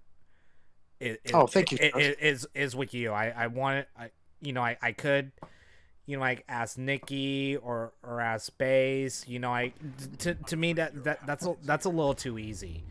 Like I just wanted something different. Like I go, let me get somebody who was like somebody in, and you were the first one to pop into my head.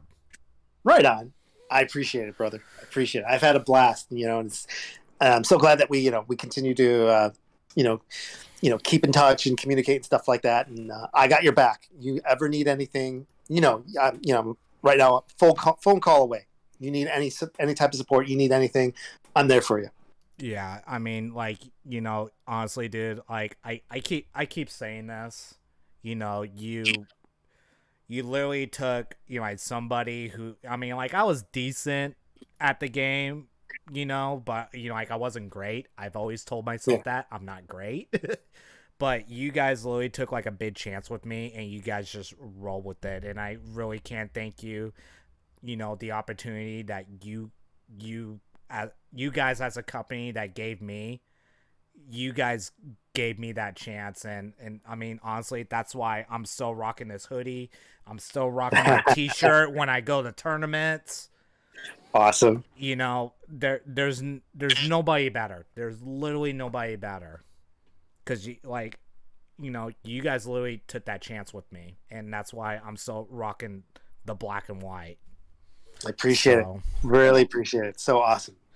So let's find out who's gonna win this Orchid Color 11, the rarest of the rarest. Big spin, no whammies. I know, right? Well, actually, Mobot is gonna pick it. So, and Mobot is really stingy on some people. So, all right, guys. Good luck to everybody. Actually, you know what? I'm gonna give you guys 5 more minutes. If you guys have already typed in Ultimate Source inside chat, you guys do not need to do it. You guys already have secured your entry. And for those that haven't, please do it now. Do it now. I'm giving you guys 5 minutes. But yeah, Chris, you know, to me, to everybody else, you know, we just want to say thank you. Oh, You know, thank you. from all of us, from everybody here in chat. You know, I kind of want to start this off with a bang. You know, you were the first one that came to my mind, and you know, it's just the stuff that you guys did for us, and we couldn't say thank you enough. Thank you. My pleasure. My pleasure. I wish I could have done more. I tried really hard, but I'm glad that I'm still able to do things here and there, and that, I'm still trying to be as active as I can with the community. It's because, you guys are awesome, and I really appreciate everything that you guys have done for us to support us and stuff like that. And, so I'm always here.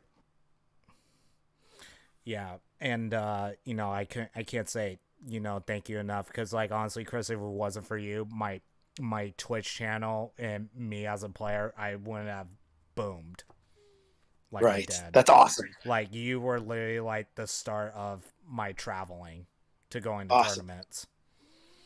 And That's even though, like, you know, we're not with Ultimate Source, like when I wear this, like, this is because of you. I'm awesome. wearing this because of you. Awesome. So Very cool. all right, guys, I'm about to do the click here. I think we got enough people. All right, guys, in 3, 2, 1. Oh, absolute zero. Absolute Zero has won the Orchid Color 11. Excellent. Wow. Hey, Macman, I know that you kind of showed up late. I did say something before you came in. If I ever if you know, like me, if Chris ever gets a hold of another color 11 Orchid code, it's yours, buddy.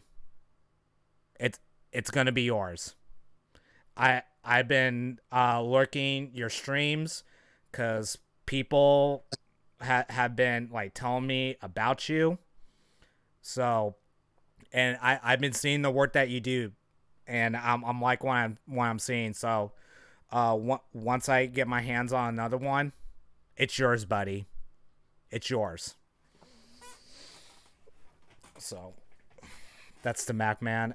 Congratulations to Absolute Zero. Absolute Zero. I will message you that once Chris gives me that code. Yep.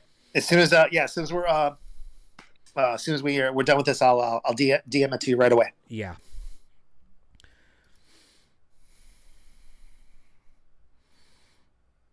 All right. Chris. Oh, not that picture.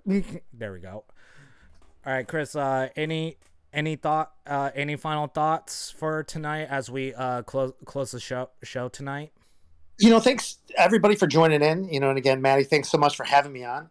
I've had a blast. It's been fun going down memory lane. Yeah. Talking about everything. I'd love to do it again. I'd love to just, anything I can do to help support your channel, help you grow. Mm-hmm. Let me know. I threw out the idea of the Orchid tournament, but anything else, just hit me with anything you got, any ideas and stuff like that, and I'm happy to support.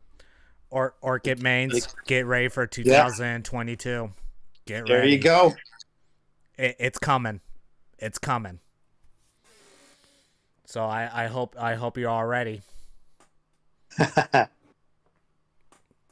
So yeah, I sound like a broken record, I know. Chris, thank you so much for everything that you have done for this community, coming out with these awesome figures, these codes, literally just everything everything that you did was amazing to us. Thank you. Thanks. And Good to we hear that. really do appreciate everything. Awesome. Good to hear. Good to hear. Makes me happy, man. Makes me really happy. It's funny. Like, I haven't worked for the company for 3 years, and I'm still working for the company. I love it. I love the community. Yeah, I mean, obviously, we know that you've been away, but you still support us in any way means possible. Still to this day, like we keep thinking of you. So, Awesome. Big shout outs to you, man. Right on. Right on. Thank you, sir. Thank you very much. And as of that, you guys, I'm actually gonna close it out. You know what? Forget. I'm not even gonna change screens right now. I'm just gonna say fuck it. Once again, you guys, thank you guys for joining me and Chris from Ultimate Source. I already threw out the teaser for my next guest in 2 weeks, so November 18th. I am gonna post the time and the guests if you guys haven't figured it out already. Sucks, whatever, but I'm pretty sure it's obvious because I have tweeted about it before. If you guys haven't caught on to it, sucks for you, whatever. But I got another banger for you guys in 2 weeks. This individual deserves to have his spotlight, and he is a force to be reckoned with going into KI World Cup, and I can't wait to sit down with him and talk about his journey to KI World Cup. So tune in next week, you guys. If you guys have not, please hit that follow button.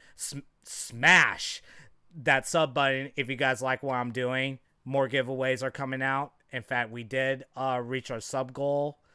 I think it was last month. We hit 50 subscribers. I'm actually going to be personally purchasing. Yes, Chris, I'm doing it again. Falling back into my old habits. Old habits. Yeah, old habits. I'm going to be giving out. I'm going to be calling it my personal collection. It's literally going to be all 5 Wave 1. Fulgore, Shadow Jago, Hisako, and Saberwolf, and also number 6, the limited edition Shadow Jago figures. Nice. All in one package. It's literally because of you guys we have made this possible. What better way to give back? My collection. But right on. Not the 9-inch Jago or the Spinal. Those are very rare. I'm sorry. Those are mine. But I'm going to be purchasing those pretty soon. Be sure you guys follow me on Twitter at ShadowVirus916 for more details on my giveaways and also my streams. Once again, you guys, I love each and every one of you. You guys have a great night, great morning, great afternoon, wherever you part at the world. You guys have a safe one. And once again, you guys, we love each and every one of you. Make sure, guys, this is us in the KI community. This is literally us. We need to hold this together, okay? All right, you guys. Who's actually streaming right now? Come to think of it, I just don't want to end the stream just like that. Like let me go. Let's go raid somebody.